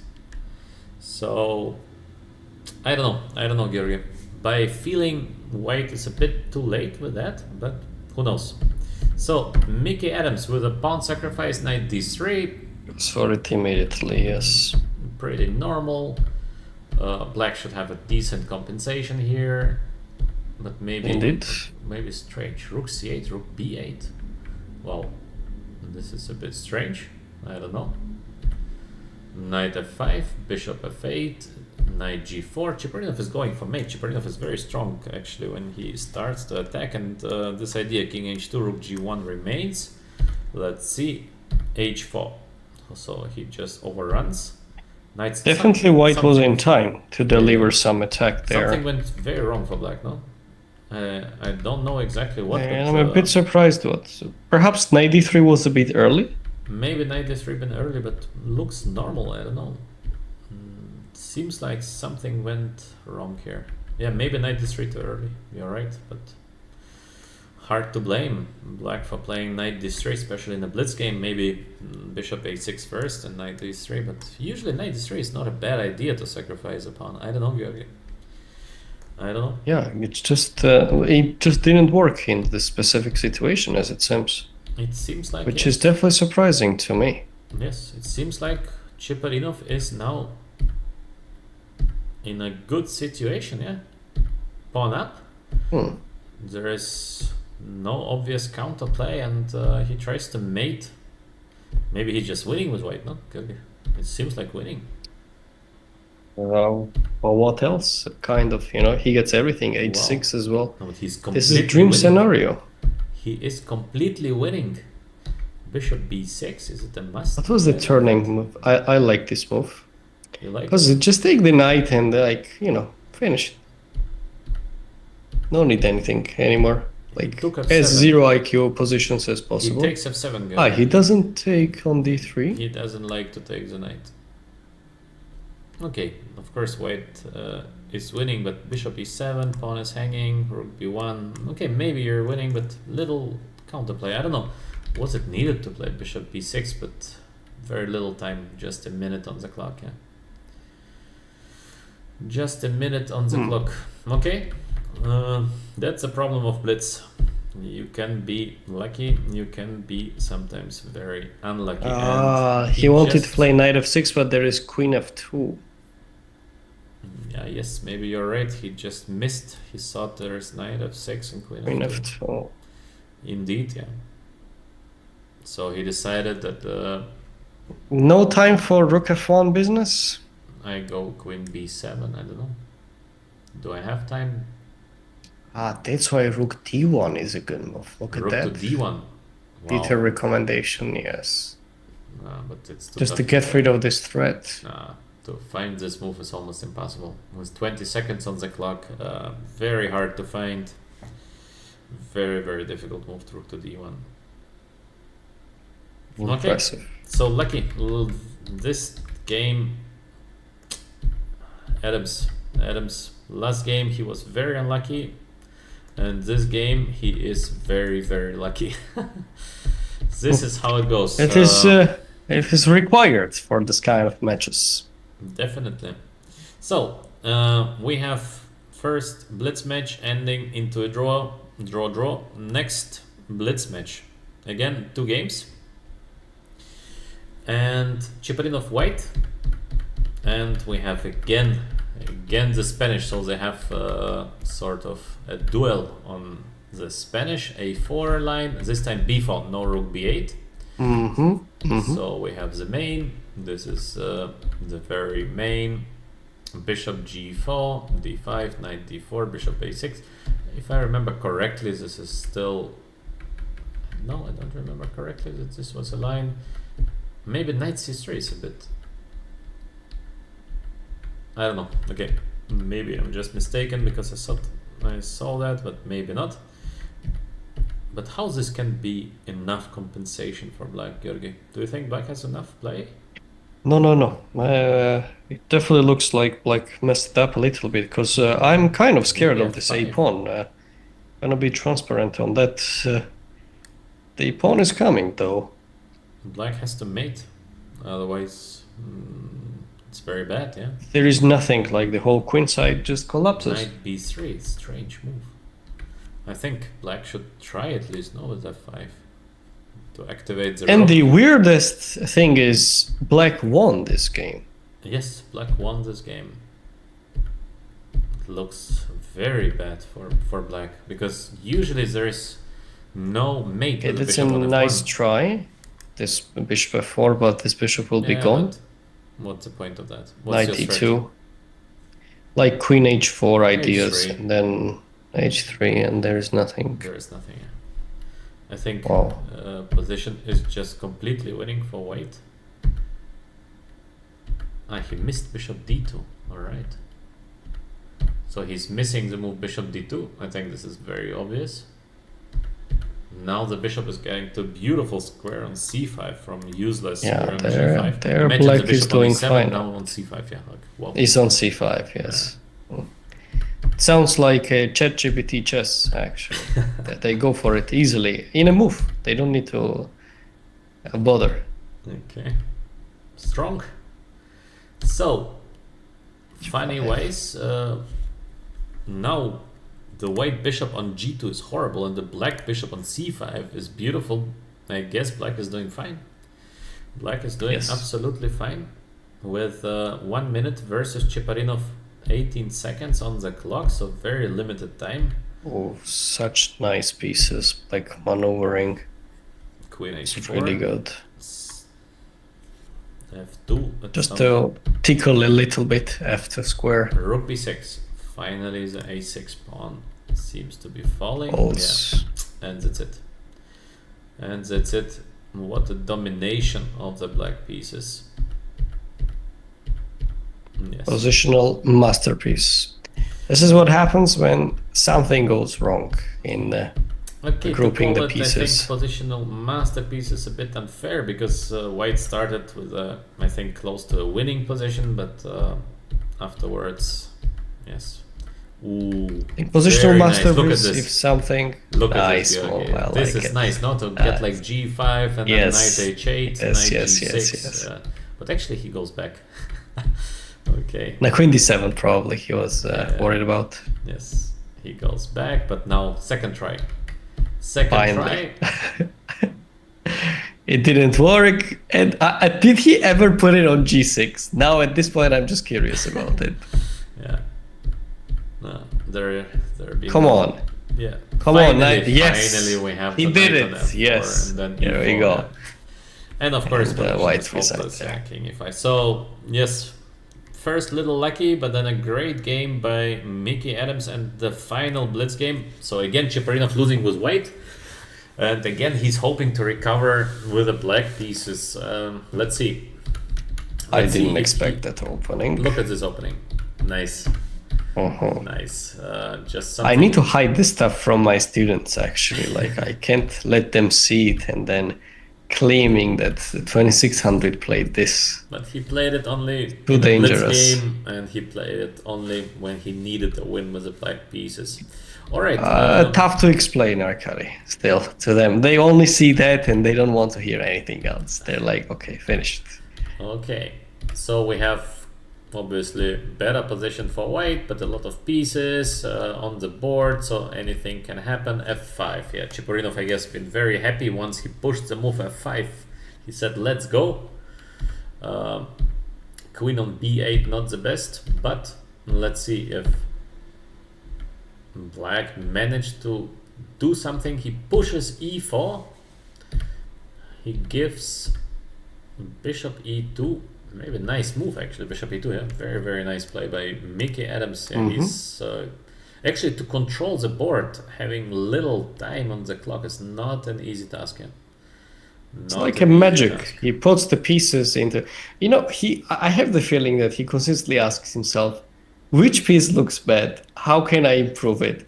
When you have like a minute on the clock there, and he makes it very successful. The strategy works. I need to implement it. Yeah, but it's so difficult, Georgi. It's so difficult. Implementation of this strategy not easy. So let's go back to the game. Will Cheparinov get a chance or not? I guess not. No, because it seems Looks to be quite straightforward. Oh, yeah.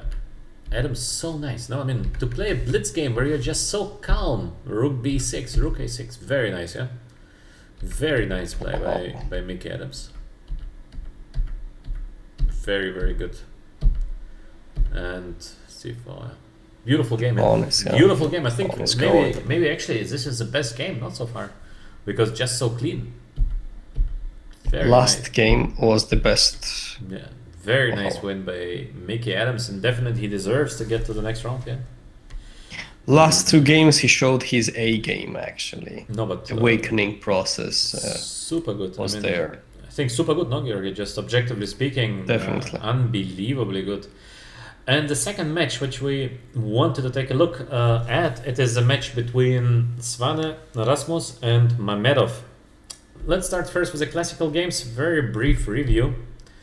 This match been very intensive. So we have Grunfeld. Georgi, how are you in Grunfeld? Only with white. Only with white. All right.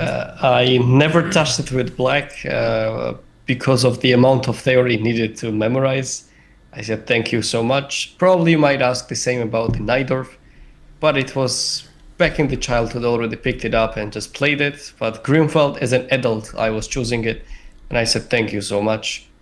I don't want to memorize Lazy, all lazy, this. lazy. When I checked, Swidler had like three chapters, three parts of the book about the same theory. I said, no, thank you.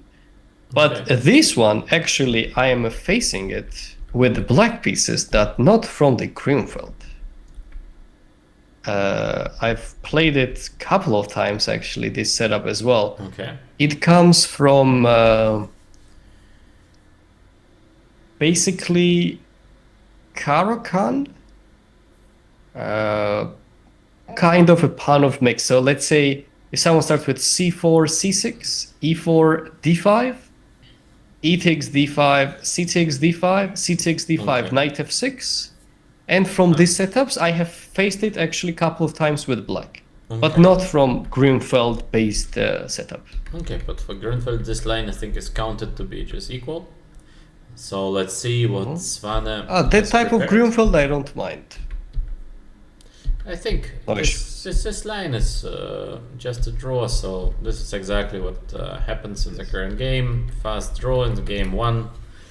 Rasmus Svane, I think he got a little bit surprised by the opening choice of Mamedov to play Grunfeld. Usually Mamedov is not playing Grunfeld that much, and we see just a fast draw. In the second game, we have Mamedov with white. With white, Mamedov is usually pushing. Yes, he likes to play Italian. We can expect some interesting game.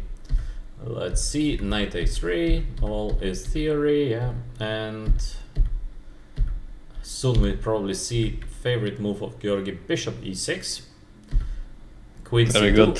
all is theory. Mamedov is playing instantly, basically. d4, slight advantage for white, but it's always such a small advantage that bishop e6. Yes, Georgi, your move. Your move Here we on the go. board. Your move is on the board. c4. I mean, come on. It doesn't matter how hard people try. They still end up playing on e6. So why bother? Yeah. Like I noticed in my games, every single time the bishop belongs there, just get rid of this guy and continue playing. Okay. And don't pretend that you need to do deep maneuvers for that. Just Simple chess. keep it simple. Chess by Georgi. That's my strategy in this situation. Yeah. That's you it. have e4, e5 structure, just play bishop e6. Done. Finished. Yeah. Okay, so we have Mamedov pushing a little bit, but of course weakness on a5, c6, weakness on b2. White is doing very, very little better. Usually it's not enough to win the game. And yes, c4, nice play by Svane. This looks like just, yeah, should be a draw. Just One a up draw. for white, but very hard to advance. a4 is falling. This is just a draw, and soon both players agree to a draw. First two games in a classical chess, very dry.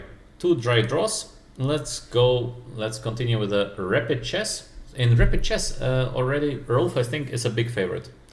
Rolf Medov always had great results in rapid and in blitz chess, especially in blitz. And I think especially online, he was a beast on ICC back then, no? Many years ago, he was just crushing. I think he was like top 10 in the world, I think, in blitz, online blitz. ICC did not fit in my You're too young for that, Georgi, generation. Yes, I'm too young for that. Yeah. Yes. Yeah. So in any case, I think Rolf Mamedov is a favorite in this rapid match. Let's see how the match developed. So we have King's Indian, or maybe better to call it, I don't know how to call this opening, a mixture, yeah, of Pirk and King's Indian. Knight c6 line, e5 line, all is pretty normal, all is theory, but what is this DE? It looks like Svane is just trying to make draws, yeah? Strange. Oh, A bit did he strange. get punished for that? Just curious. Let's see, Georgi. Let's keep the surprise till the end. But Bishop e6. Okay, I like that. so Goes there. yeah. Okay, so position is dry. White is little better, but very little better. Actually, g4. Yeah, possible to play g4. So maybe white is seriously better in case it works. Quite impressive. But is it really that much for white here? If you can keep this knight here, yeah. You see, told you, it all comes down to trading off these bishops on e6 square. Like, they have played how many moves to reach the same position? To just trade it off. I think white every time. White is very near to be winning already. Yeah, that looks very good. F4 pawn is a good, huge weakness. King is weak, bishop bad. c4, c5, queen e4, but h4 too early maybe, yeah. But maybe he should just change the rooks, no? Somehow, like, I don't know. This king gets to e2, change rooks, and that's it, no? I don't. Looks so good. I also think about this h4 and the rook h1 and some ideas like that too.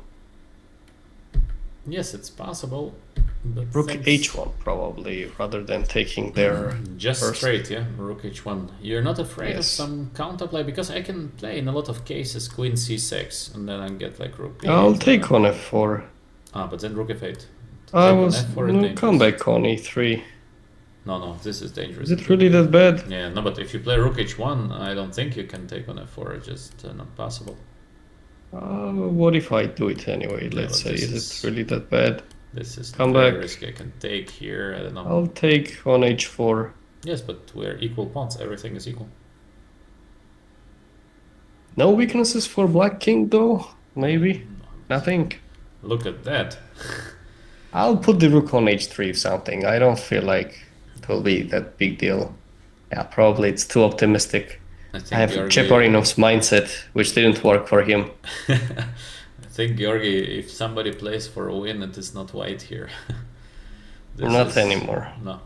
Queen d3, trying to stand my ground there. No, you can, but the problem is that how you can play it for a win.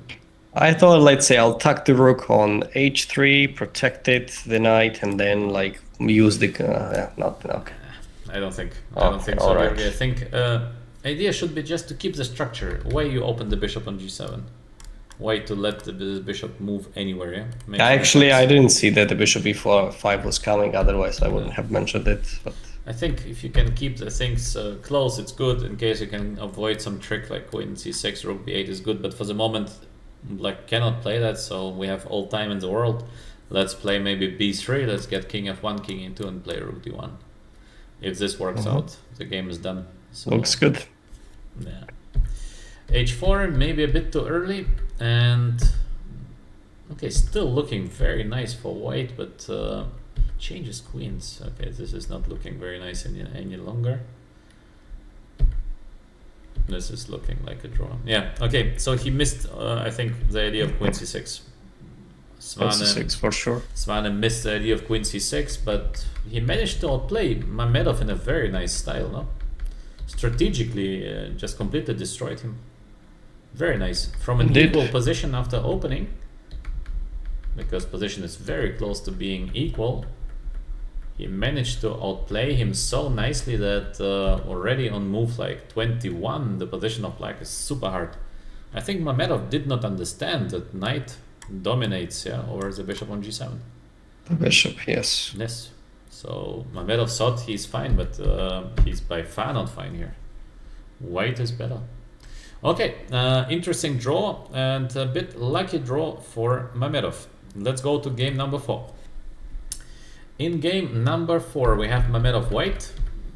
Mamedov is always very dangerous with white, so we have again the Italian.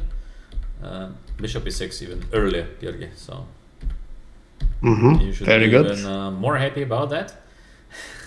So I like how black learned already after a couple of games, realized it. Yeah, very finally doing it. Position. Yeah, very symmetrical position. Actually, why Mamedov is playing? He's such a tricky guy.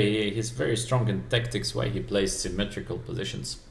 It's not his style. Okay, so everything is normal. Everything is equal. So probably we're gonna see just a draw in the next couple of moves.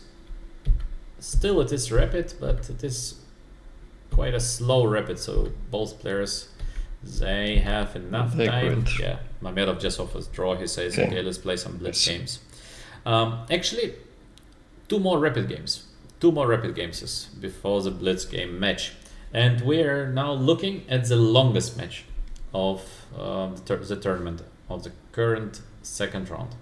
Svane is white and he is winning against Mamedov. So this time Mamedov plays d5. He doesn't want to lose. He doesn't want to go into a bad position once again.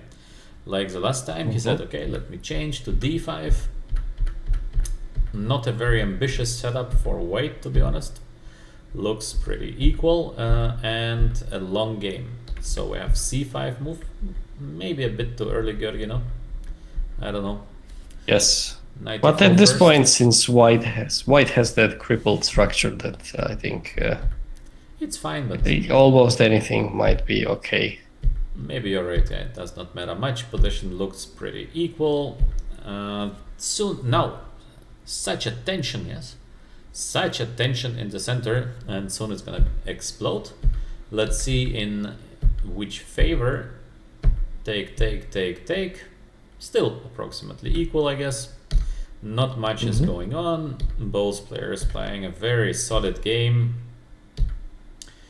And somehow, I don't know, it feels like again Mamedov starts to suffer a little bit, yeah? d5, yeah, he clearly missed the push. d5. Wait, b6 pawn is actually getting lost? Looking bad now, yeah. This is looking, so he just missed. He completely missed the idea of d5 because why to take on c4? I think. No, that probably he just wanted. But queen h4. He definitely didn't see this d5 coming. Yes, no doubt. He underestimated the d5 idea because just keep on waiting. I don't think it's that dangerous, no. Maybe there is idea of c5 somewhere, but probably should be possible to avoid it. Also c5, I'm not sure that it's that good because you can always go like rook c7, c6, rook bishop c8, f6. Also not that obvious. Maybe better for white, but it's not so obvious, at least to me. And to get c5, not so easy also. I don't know. dc, d5, yes, now white is doing great. And rook e1, yeah, maybe just close to winning. Knight c6, bishop takes, check, yeah. Very easy win again, yeah, for Svane. He outplays out of nowhere, yeah, by the way. He just outplays Mamedov in completely equal positions. Very strange because Mamedov, I think, is a great rapid player. So good job by Svane. But I think he found a very, very good style. He just plays the setups where Mamedov plays symmetrical positions. He doesn't tend to play very well there. Nothing sharp. And then slowly he outplays. Yes, it seems so. It seems so, but I think we made a mistake because, or there is a transmission mistake because we have this game where it's written Svane is white and he won it. Or just a second, please, because yes, Svane white, he won it. And then oh no, it's correct. Different. Yeah, it's correct. So Mamedov is white, he has to win. He plays Spanish with queen e2. Very important to remember that black has to play bishop c5 now. That's the best line. So this line, of course, is very nice for black. I remember 20 years ago, queen e2 been introduced basically by Tivyakov, who played unlimited amount of games with his queen e2 line, and once he faced Liko, who played him bishop c5, and somehow Liko got very fast the move d5. I don't remember, is it short castle first and then d5, somehow d5 very fast, and that's it. And after that, nobody continued with the queen e2 line. Okay. Usual. Oh, bishop e6. Very good. Very good. We have now every game. No, it makes sense actually. Like, you know, whoever did not play it, a bit later they came back to put it on e6. If not in the beginning, makes perfect sense. They are absolutely right. Yeah. So we have bishop e3 as well. So the counterparty. Okay, looks like pretty equal position, but we have Mamedov with rook f1. Nice, no? Not to make short castle, but to play rook f1. Spectacular. This is just... May I know the reason why, by the way? He wants to play probably like king d2 or long castle, just to go crazy. Because he has to win. He lost the first game. Okay. I don't know. What else? Still. What else? Of course, it looks a bit strange. Was short castle that bad, let's say? I mean, he could still No. attack on the flank, I believe. Yeah, but I think we have symmetrical position, which is like short castle, next move is a5, and then draw offer. Because in case you take, I take with a pawn, symmetrical position. In case you go to c2, then black is better. So... Okay. I think he just started... But you must understand, Georgi, that Mamedov, he played, I think, online at least like 50,000 games in a lifetime, maybe more. He has huge experience in all these small tricks and getting something out of nothing. So he's very, very experienced in finding chances where basically you or me would just do nothing. He knows what... If we compare him to our main hero, Arjun, which one do you think is preferable? No, but I think if you would take young Rauf Mamedov and play against Arjun in, let's say, 3+0 blitz game, I would put on Mamedov. I see. Because he was super fast, Okay. super tricky. He was approximately 267. He had a elo of 2,670, but played blitz much better than that. I would put him in maybe top 15 blitz players in the world, maybe top 10 even at good days. Mm-hmm. So he was very strong, very That's strong. right. All right, so the White Knights not doing much at the Are moment, marching. but the position is The getting king. tricky. Position is getting very tricky. So I still don't get it. Why having the king on e1 is better than having the king on g1. I'm actually serious. no, but you would not have this position then. Yeah, it's... So I really don't get it. okay, White actually has chances now, yeah, because pawn up and They got a pawn but already, take right? a look how fast Yes. Mamedov is playing. He is still 4 minutes on the clock, so he plays basically instantly. Yes. He felt the momentum that he had the chance. Yeah. What is this? Rook d8. Just to give a rook? What?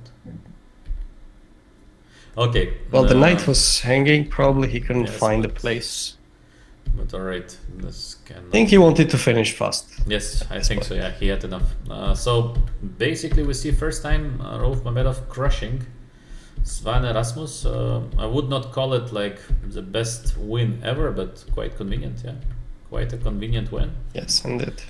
So, 1-1. Let's continue. Next is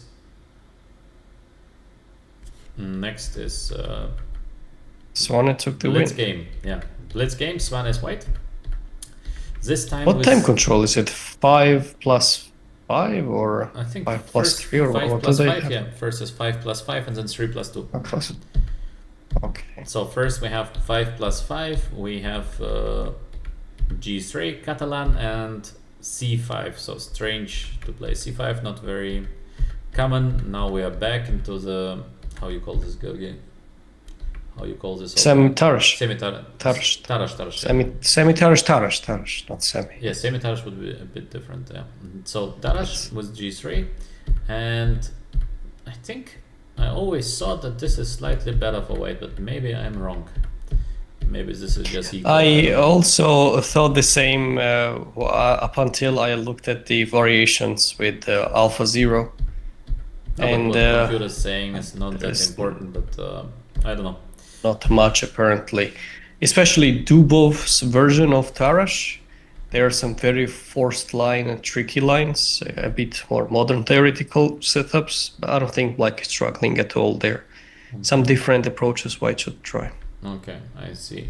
So in the current game, yes, the tendency towards a draw is high, but in this positions, White can push for a very long time.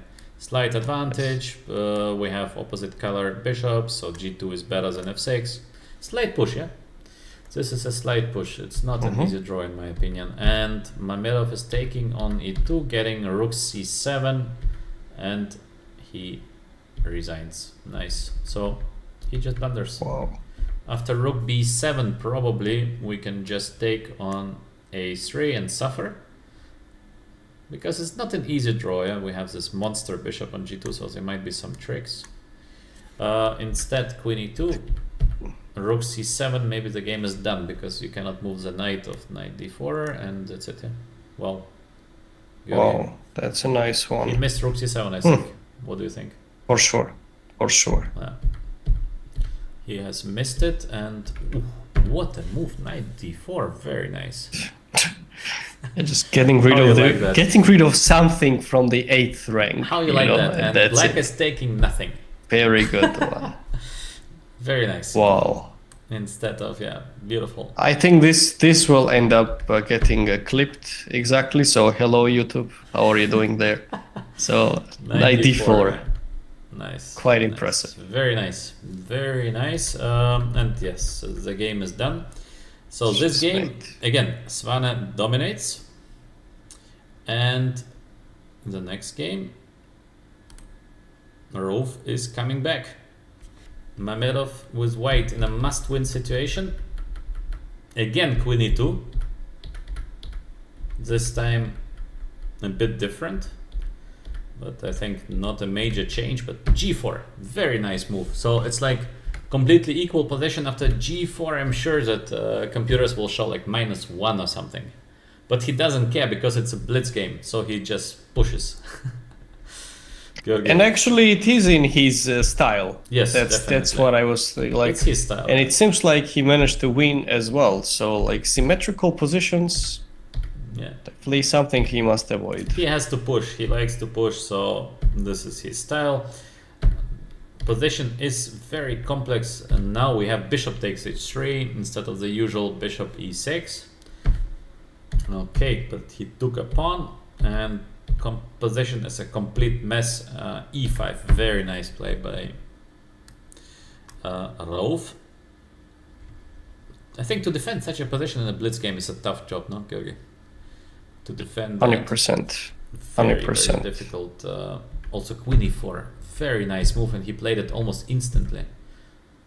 I don't think I could ever play a move like queen e4 without thinking, because I would think, all right, Wow. I have this, I don't know, knight d5, dc, so many Queen options, e4. but just queen e4, and seems to be a very strong move. Nice, Very cold-blooded way to play. very nice play by white. Yeah. Activating pieces, no questions asked. g6. No, but Interesting. look at this game, like knight d5, g6. Wow, beautiful game by white. Absolutely beautiful game, and that's it. Yeah, great comeback, a great comeback by Rolf. So let's see what happens next. Next we have got another win. again a blitz game, and again queen e2, or it's the same game. Just let me check. It's the same. Yeah, it's the same. Same. So I made a mistake. So we go here. 9th game. Yeah, we have the game. They number played 9. 11 They games. played 11 games till sudden death. Yeah. Are you So, serious? 3 more games to go. Mamedov white, and he wins again. So usually he started black the 2 games action. He was losing the first, winning the Nice, second. nice. Now he is white. Karo-kan. Okay, some strange blitz line, and this time we have 3 minutes plus 2 seconds, so very short blitz. We are back to the normal Karo-kan line, f6. Both players playing quite fast, and we have this kind of normal position. I think it's completely fine for black. Looks like maybe, I don't know, bishop c5, like Looks fine. Looks fine, yeah. I believe. looks fine. Yeah, I mean it should be fine, just little I know the strange. pieces look good. Yes, for the moment, good A game. little strange. This comment, I try to avoid it from now on. Whatever I had in my mind, whatever, different technique, something I forgot already. Finished. I see. Done. Black is pushing, I But think. bishop Georgi. e6 remains still the strongest We keep bishop continuation. e6, yeah. We keep bishop Yes. e6. What do you believe? Black is pushing, I think. Yes, they are better. Black is better. The pawn Black is structure looks pushing. better. And this g3 bishop, I'm not sure. And the knight will have some hope, I think. Somewhere it will try to jump. Yes, queen. But the g3 bishop, it's like a moment of silence for this Yes. piece. So, But how white won that? The only free with file. white won. Yeah, white won. The only free file that exists is dominated by black. Ah, he led the queen to c6. Okay, he missed it. There's no way to. This is what happens in a blitz game. Still. Yeah, whoever has some kind of initiative and creates threads, still. So, Okay. Rauf Mamedov is sacrificing a pawn, just seconds on the clock for both players, and suddenly there is a deadly attack. Wow. Oh. Out of nowhere, Oh. just a mate. Amazing. So it's like the game has 50 moves. Out of 50 moves, maybe 40 something been dominated by the black pieces, but white wins. Chess is cruel. Brutal. Chess is cruel. Absolutely sometimes. brutal. And the most brutal thing is that the next game is won by Svane. So Svane is So coming that- back. The comeback of. By the way, is it Rasmus Svane. potentially the longest, right? Longest match, like theoretically. Yeah, theoretically you cannot go Because farther. Yeah, they have Longer is longer not than. possible, Okay. yes. So again, we have the Tarash. Seems like Rauf been happy, It's but this Mamedov's. time no DC line, but we have the line with Bishop G5, a bit more complex. Both players with 3 minutes on the clock, so both of them, they know what they're Playing doing. fast. Slightly better maybe for white, but of course not much. We have normal play, everything is pretty normal. Both players slowly going lower on time, 1 minute for Svane and 30 seconds for Mamedov. Bishop d2, this looks, I don't know, pity to give up on the bishop, but of course you must take fast decisions. Yeah, this is the problem of this 3-minute game. And yes, they're moving. Doesn't moving, look like white has much there. No, Okay, the rook absolutely is very active, but Yeah, they're just moving. But it is a must-win situation for Svane. And suddenly he just missed the pawn on c6. What to do? Most of the blitz, because he can just play queen d6, Yes. defending the pawn. So he just missed the pawn on c6. Just got tired. With 7 seconds on the clock, he just got tired and lost the game. Queen e8, yeah. Also very pity you cannot even keep the queens on the board. Yes. on the board, yes. So Wow, and the rook ending endgame, is just lost. Zero 2 chance, pawns yeah. is a lot out of 2 pawns is at least too many. Yeah, too easy. This is too easy. Wow. No. Suddenly maybe it's a draw. What? Hang on, how? He gave up on 1 pawn. Okay, whatever. King f4. Why king to Just f4? push the pawn and Yeah, bring just the push the king pawn to and that's f5 it. and finish. Yes. Push the pawn and that's it. But He let the king stop it. yeah, he let the king stop it. Unbelievable. Oh, What a that's very mistake. bad. So now it's a draw. Rook h5. Yes, rook h5. Just a draw. No, rook d8's problem is that black is in Zug's one. Yes, They cannot exactly. make a move there Yes. anymore. Yes, why rook That's why d8? he kept the rook on g8. That's why I'm a bit surprised. He actually went rook g8 on the previous move. Yes, this And was to strange, give a yeah. check, probably. But this is just a draw, no? Or it's not a draw. You go Yeah, like king yes. h7 and then they come in closer. But maybe it's a draw. I'll move the king up. Yeah, but how you hold that? Check and come back. Check and come back, yeah. And if I wait, you just wait.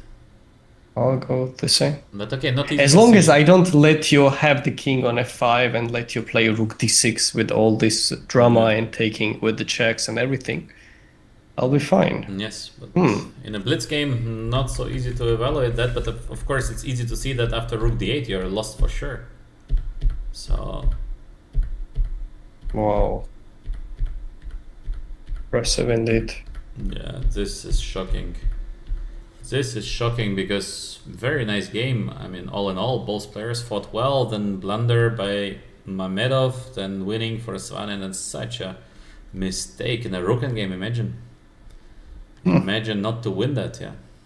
And the drama. the very last game, the sudden death. So Svanen took white because seems like in this match white is always winning. Makes sense. White needs to win. Black needs to hold to a draw. We have 4 minutes versus 3 minutes.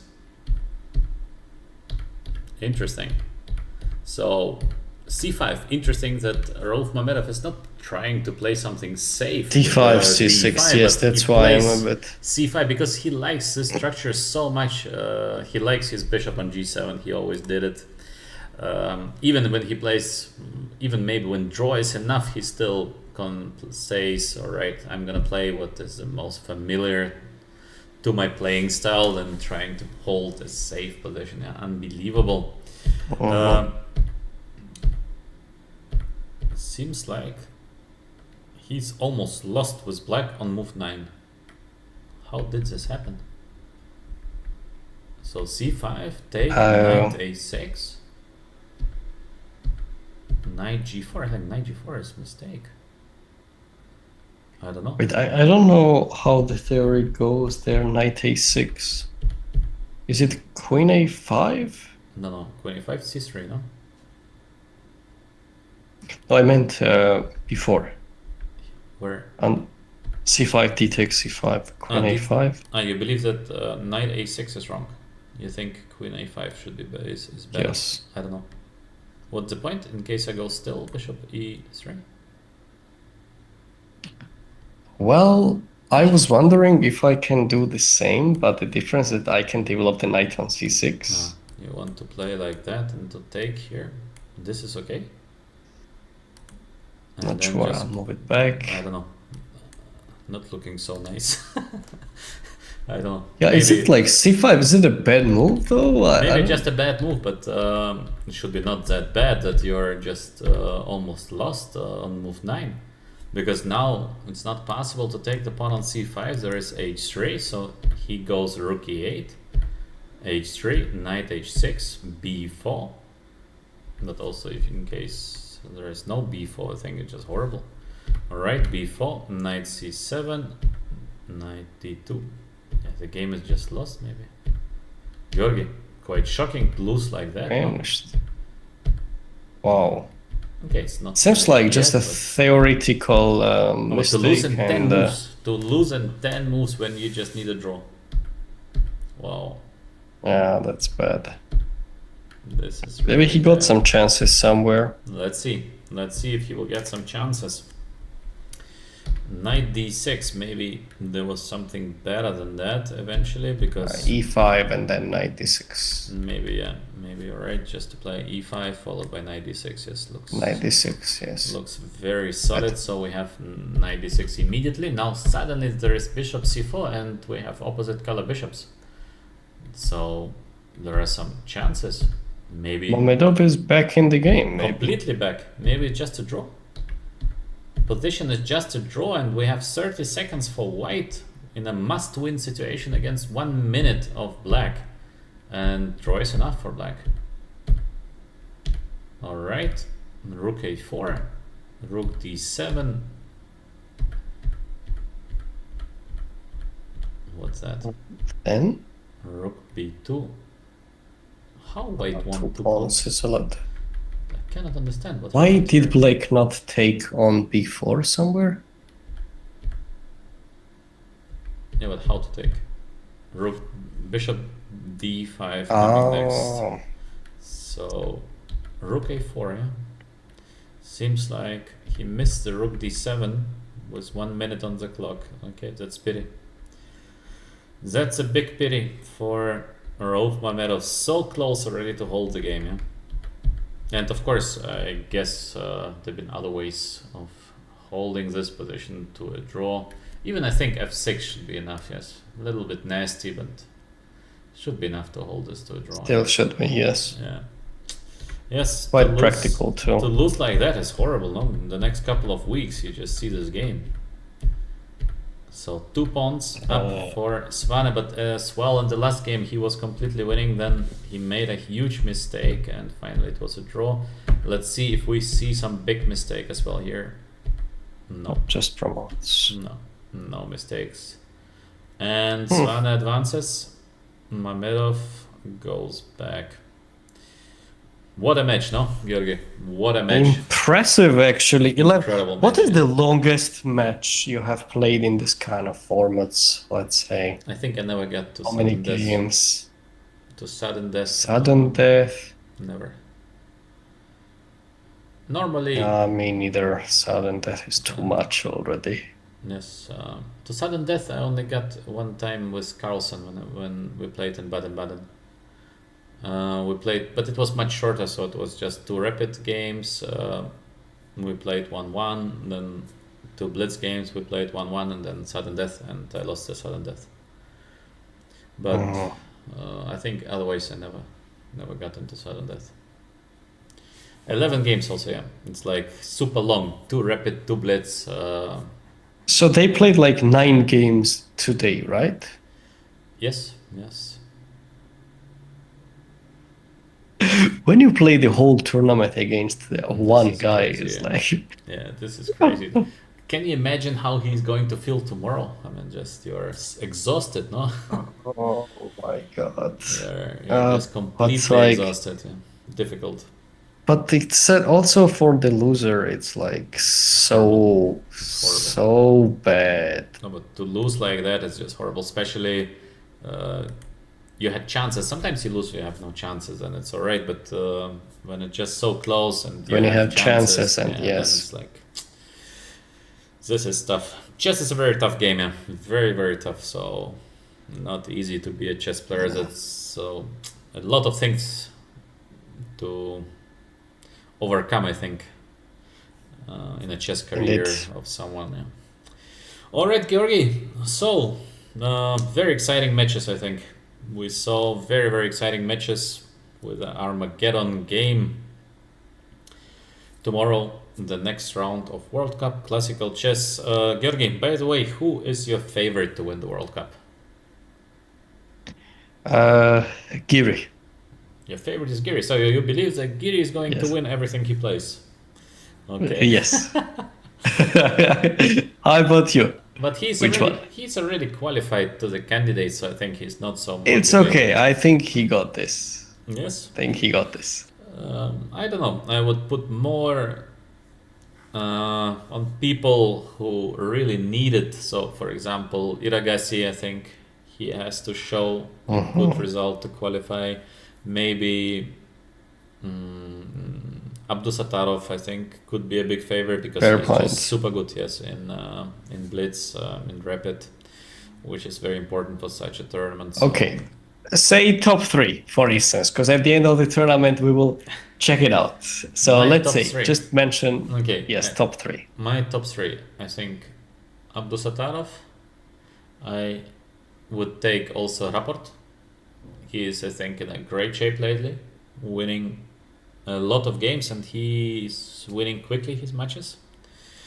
And number 3, I have to take some Indian guy who is good in rapid and blitz. I think I take Iragasi because he is overall very aggressive, good in rapid, good in blitz. So I think that would be my top 3. And you? Okay, I would take Giri as the main person, I believe, which can make it. Gukesh, if he's still in the game, I'm not sure. He is, I guess, right? Gukesh? And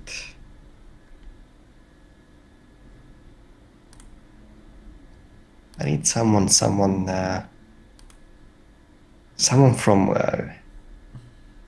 Kazakhstan I need. So I believe either Yakuboev or Abdusattorov.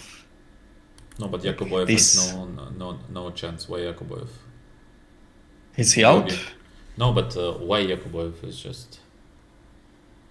I'll take a brief guess. I didn't think that it would go that way, but Matthias got qualified for the candidates in the tournament. Why you don't It take was Kamo? unexpected in He's the in a huge starting. shape.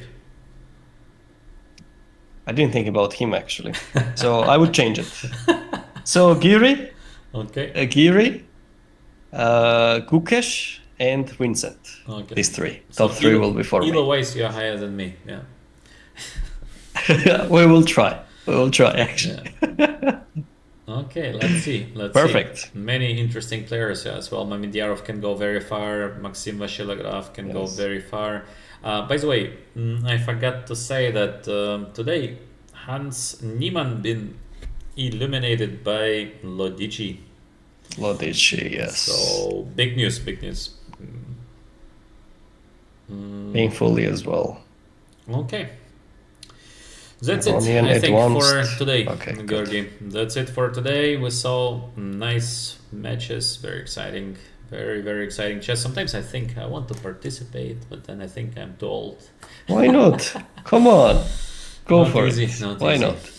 Okay, Georgi, I wish you a good evening, and of course, thank you You too. for watching. You too. Thank you everyone for watching. And Subscribe. If see you enjoyed tomorrow, it. basically. See you tomorrow. Same Definitely. time we start.